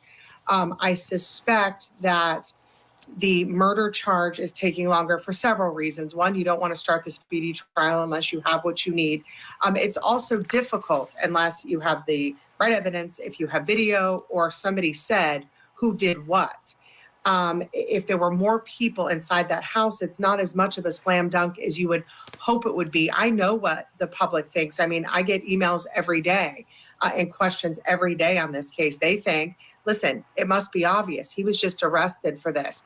But in order to take this to trial, they really need to try to figure out who was in the house, who did it. And what I'm not clear, though, Vinny, and I wanted to get more into this week, is if Jen Soto is still cooperating with the authorities. We know that Stephen Stearns is not, but is she still cooperating? She has been interviewed several times. But listen, this case is going on, 6 weeks now? It's not clear just how much she's involved in this case now. I think it's going to be some time, but I do expect some kind of update, at least in a couple of weeks. All right, we appreciate both of you coming on. Big news tonight. Shannon Butler, WFTV. Ken Jackson, the Osceola News Gazette. Make sure you check out everything that they do. It's all online. You don't have to live in Central Florida to see their work. Thank you both so much. Appreciate it.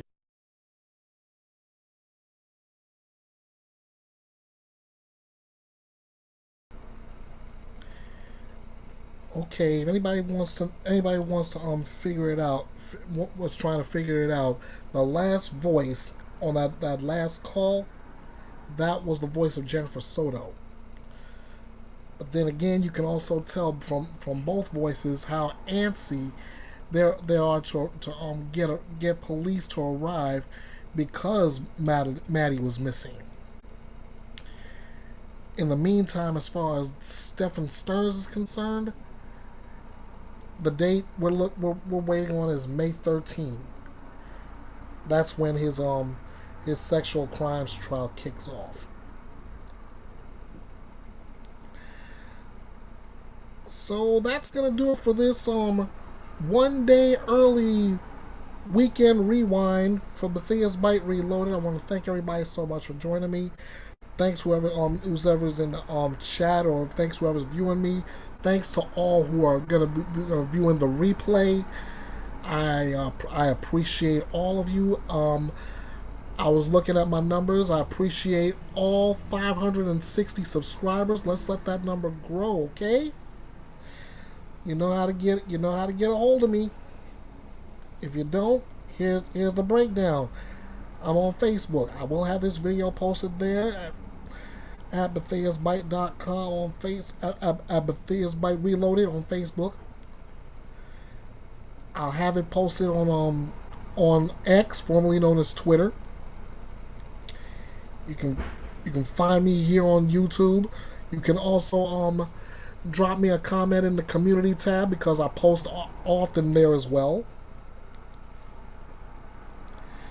I will link this somehow to Instagram and to TikTok.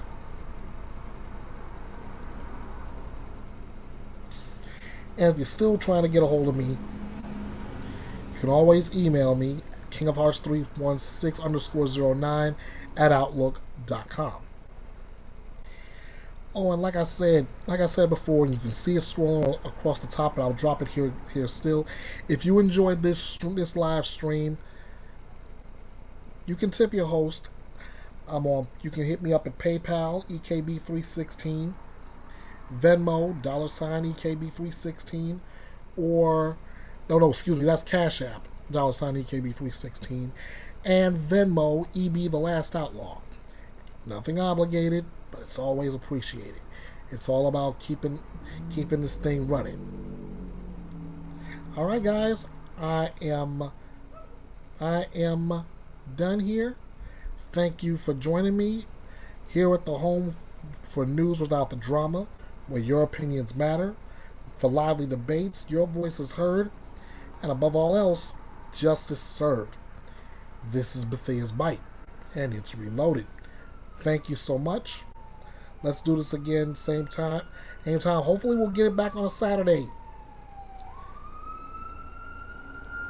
Same time, same place. And for fans like me, let's enjoy WrestleMania 40, the biggest one ever, alright? So until next time, until we do this again, you all know what to do. Bite this. Thanks for watching and joining me here at the drama-free true crime destination. Be sure to like, share, subscribe, and drop me a comment on this video. And be sure to follow Bethea'S Byte Reloaded all over social media. This is Bethea'S Byte, and it's reloaded.